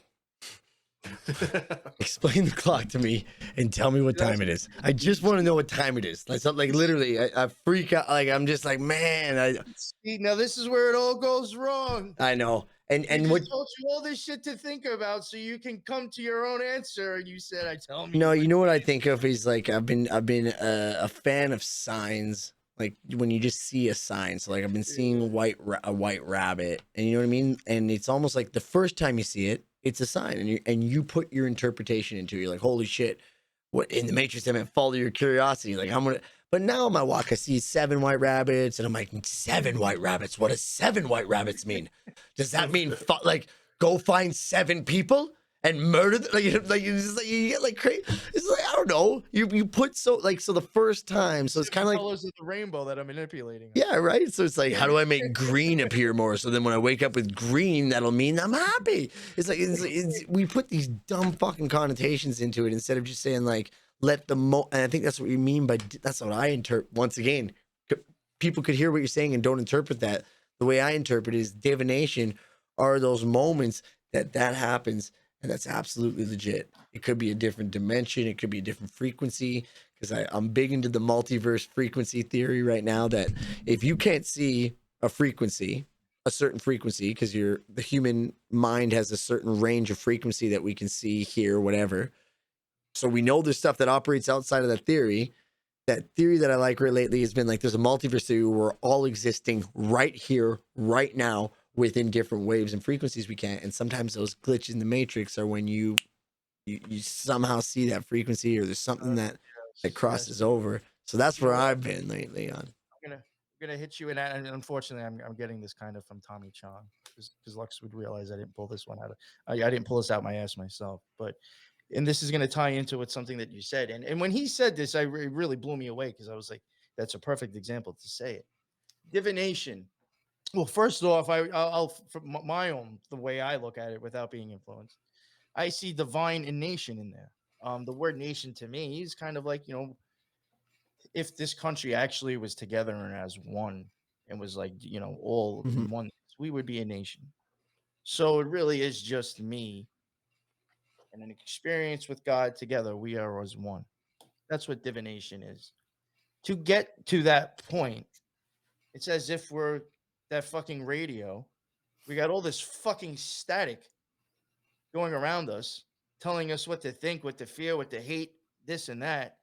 And we got to find that fucking tune, that little fucking, got to go through that bullshit and find that little fucking clear signal that shuts off everything else that we have that connects to that fucking, that makes us that star. And we start to connect to the whole again.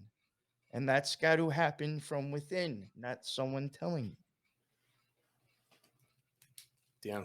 That's really really thought provoking. You know what I mean? Yeah. And like frequency is such an important aspect of the way that we exist because we do express a frequency. Everything is frequency and vibration, and like we were even talking about with the Gateway Project, they break down how frequency is the everything to everything, and that we only see a very limited frequency, a very small light spectrum. but in reality, it's much, much larger. And this goes back again, even to stuff we were talking about with the Tree of Life and like, Scarlet Whore and even like you said, string theory, M theory, multiverse theory. That's all expressed through frequency. So you look at the word itself, frequency, free when see, frequency. So it's literally in the word there. You're free when you can see. What this really is, this is the existence of, you know, all of the stuff that we've been told sort of about the way that the universe is constructed, all that in that document, the gateway experience, they pretty much say, yep, that's not true. And this way, it's so much about frequency and being able to use these frequencies to sync the brain, the left and the right side of the brain, to create what's called hemisync. And then this allows your brain to function in a much different way where both sides are now synced together. Even things from your heart rate, certain arteries open that normally wouldn't when you're exposed to certain frequencies that sync the brain. Now look at And that. Oh, we're going back to the brain and the heart again, real quick. yeah, exactly. Brain and the heart. And left side, right side, two sides of trees. For instance, two sides. How do you once again we're talking about crossing paths and the inside this is where life is. How do you bring the left side and the right side in congruency with each other? Male and female. Fuck logic, me. emotion. Okay. Straight up the middle. And the hemisync, for those unfamiliar, from the CIA.gov document of astral projection. I mean, look, listen. Even thinking of it as this way, I mean, this is even something that you could just go Google now, and it's just real easy proof to show that people should at least wonder. The simple thing of what we're all exposing ourselves to right now, why we're talking to each other, why we're recording with all this equipment on right now, there is an EMF level. That is we are being exposed to EMF.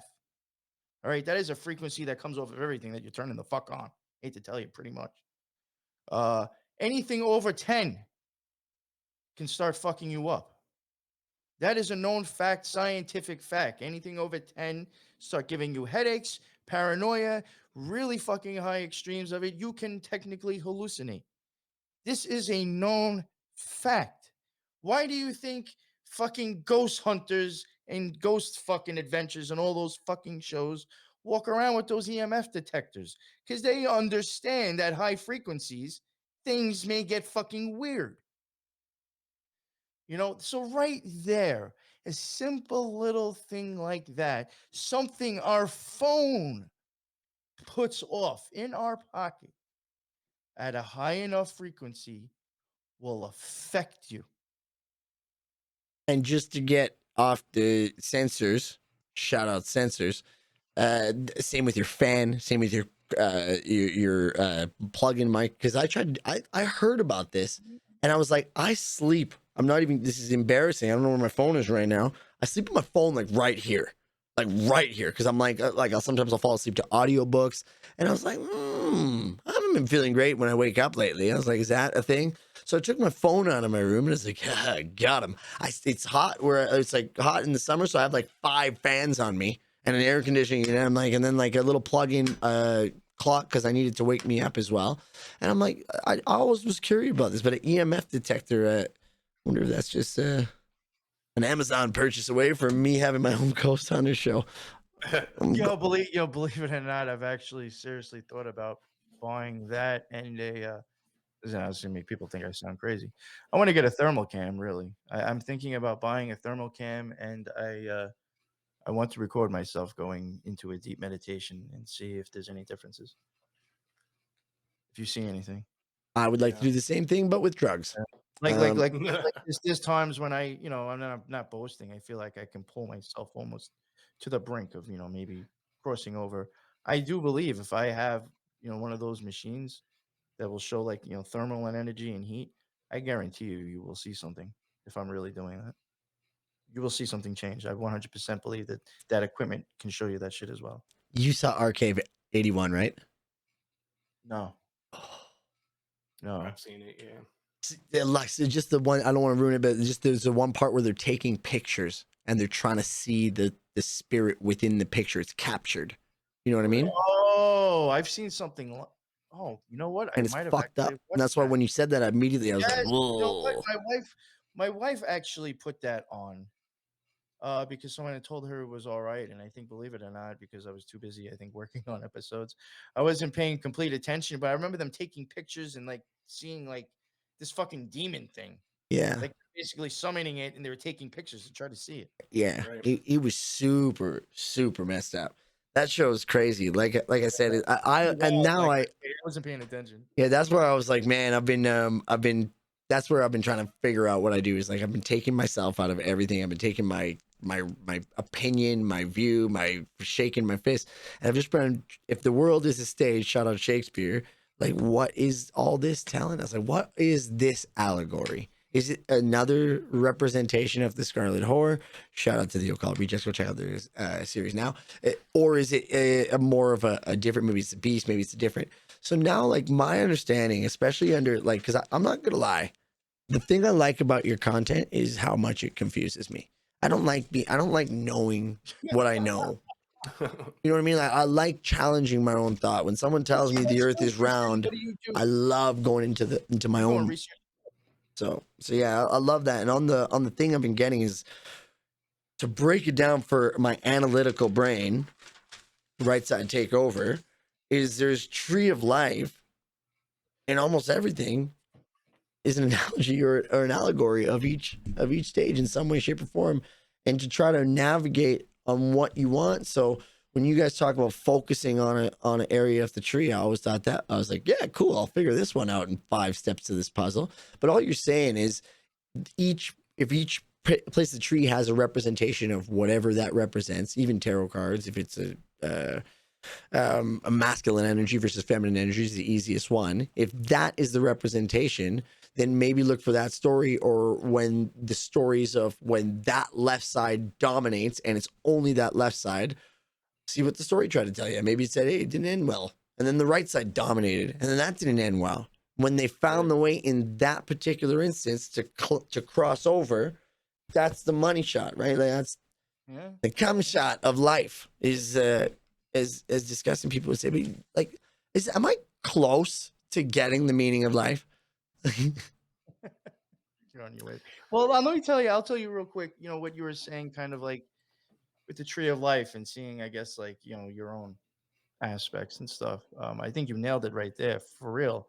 I think that is that tells you everything. I think the tree of life, if you understand it good enough, shows you how to get out of the matrix, how you came into the matrix. It will show you the shit side of you, and it'll show you the good side of you, and it'll show you the balanced side of you.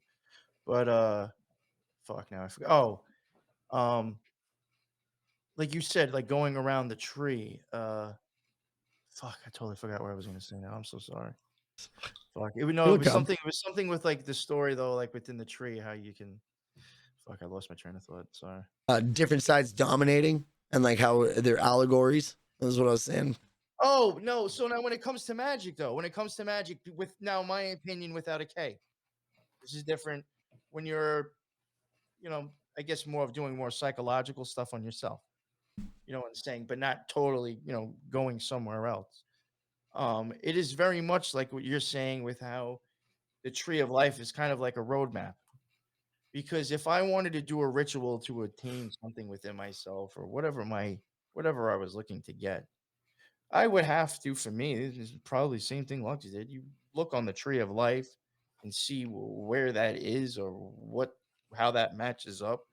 What energy goes with that, what planet goes with that, what symbols go with that, all that fucking shit, herbs, crystals, all that stuff, all these associations. And depending, and then it could also be depending on what time of the year it is, what's going on with the moon, what's going on with the sun. So now it's as if you have to have a GPS of showing you the multiple ways that you can get to the one spot you're trying to go to. Mm-hmm. And then as a magician, you have to map that out. And then that's how you would probably, for me, that's how you would perform your ritual for whatever you're trying to get. So, I mean, it literally almost is a GPS to where you want to put yourself or where you're trying to Right. attain. Mm-hmm. Exactly. And and when I'm saying like a good magician, and I'm gonna put it, this is another fucking thing. Mercury retrograde. Oh God, you motherfuckers throw that shit around for fucking every fucking reason. If you're a good magician, Mercury retrograde shouldn't mean jack shit to you, because you will understand that there's ways of going around it through energy, through magic, and to still get what you want through your GPS. You know what I'm saying? Dude, 100%. I want to be super cognizant of time because I just saw a message. We don't have too much time left. I want to first thank you guys for taking the time with me. I want to get into this discussion a little bit more. I was genuinely going to straight up like, can we do a live tarot reading? Can someone pull a card for me?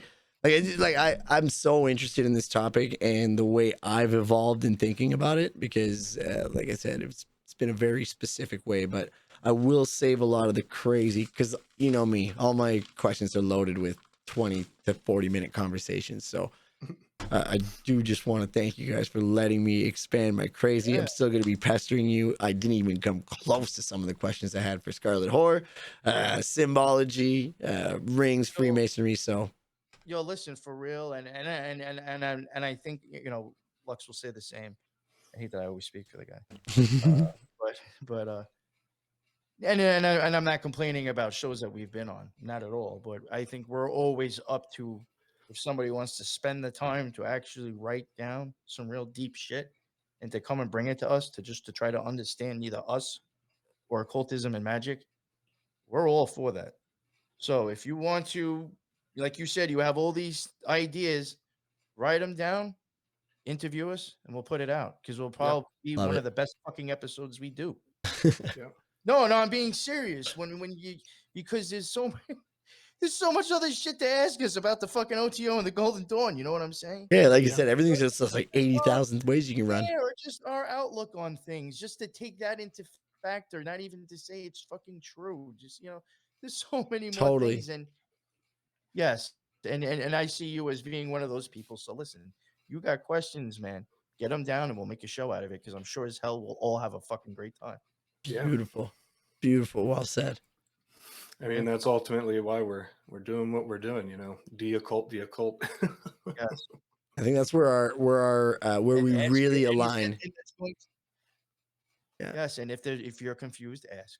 Yeah, and I think that's where we really align. Is my goal of the show that I sometimes lose sight of is I just want to get people to just think differently, challenge their train of thought, challenge what's around them, and you do that by asking questions and sharing. Which top this, which is why censorship is crazy bad. Absolutely. Full circle. Well, I think that's a good place to wrap it up. That was perfectly said. And yeah, this is a great conversation, guys. I mean, really, we all learn from each other during these sessions. It's our mind is just as open. We try to share information, but we never want to come off as like teachers or something. Or like all knowing. It's like you're trying to use your, like, just like a movie, they're trying to represent their art and represent their story and their understanding. That's what you guys are doing. And if people, this is the whole problem with Joe Rogan. People take you directly on your word without saying, hey, what Patriot's saying, how is that me? How is Patriot me when he's talking about this? How is Lux, what Lux saying? How is his experience growing up in a racist society with the KKK running riot? How is that me? It's not directly me because I'm not stupid. I have a brain. You know what I mean? How is that an allegory of what's happening in my life? And I think that's the challenge I've been trying to get people is how do you put yourself in other people's shoes for real?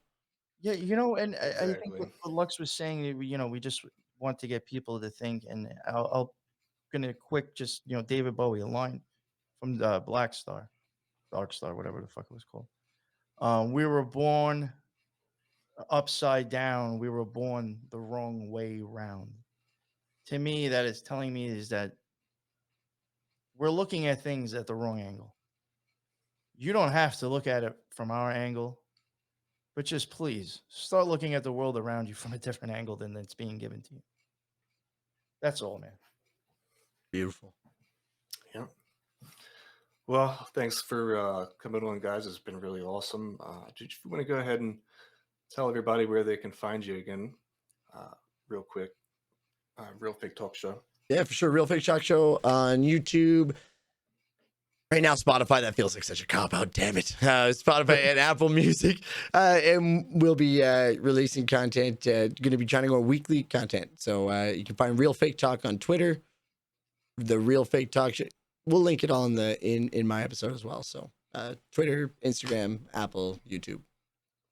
Awesome. New York? Yeah. Well, I mean, I'm sure most people already know where I am, but you never know. You could have came across Lux all on your own and didn't even know who the fuck I am.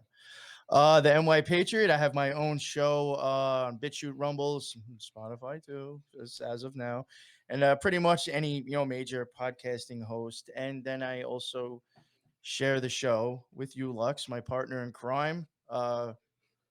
Someone I can say is probably one of my best friends. The Occult Rejects, and that is available on BitChute, Rumble. We do have YouTube now. That's on, that's going to have a collaboration of all three of our shows and all major podcasts as well. Right. Yeah. So, of course, you can find Lux Rising Podcast. You can hit me up on Twitter at Lux Rising, or I'm sorry, Lux 8th, AETH. And probably going to be posting a lot more content here. Got some great interviews coming up, some great content to talk about some different occult subjects, shed some light on some pretty weird stuff that I've been aching to talk to you guys about. Make sure to check out our Discord for the Occult Rejects. Our Discord is popping. That thing, there's so much wisdom being shared in there. I'm surprised that, every time I go in there, it's nuts how much stuff that I see that I would have even thought of, considered, information I've never seen before. Book recommendations. That place is awesome. Yeah, I'll tell you one thing too. I didn't realize how many people were actually in there. It has actually grown. I went to go add everyone today to let them understand the shit with Spotify, and then, it tells you how many people. Yeah, careful. Yeah. I was like, holy fuck! You have that many people in here? I didn't realize how many people are even in the fucking Discord. I was like, I'm tagging that many people right now. So Right. there is a lot actually, and it's a lot of it's from our fans, man. So check it out. Absolutely. Like we say all the time, the people who listen to us, really incredible audience, salt of the earth, really great people. Thank you guys so much for listening. Make sure to like, comment, subscribe. If you found anything in here valuable, important, and please make sure to share it with friends, family, people who you think could benefit off of this information. It's the only way that we survive all of this crazy stuff that's going on with, people censoring it. Try and get this information out to people in the same way that, we worry about how long we're going to have a channel on this, platform or this platform. So the information, if it's important to you, try and, think of it the same way, that it could be gone tomorrow from one of those platforms, maybe never to be heard again. So just try and share it with people who you might find it interesting.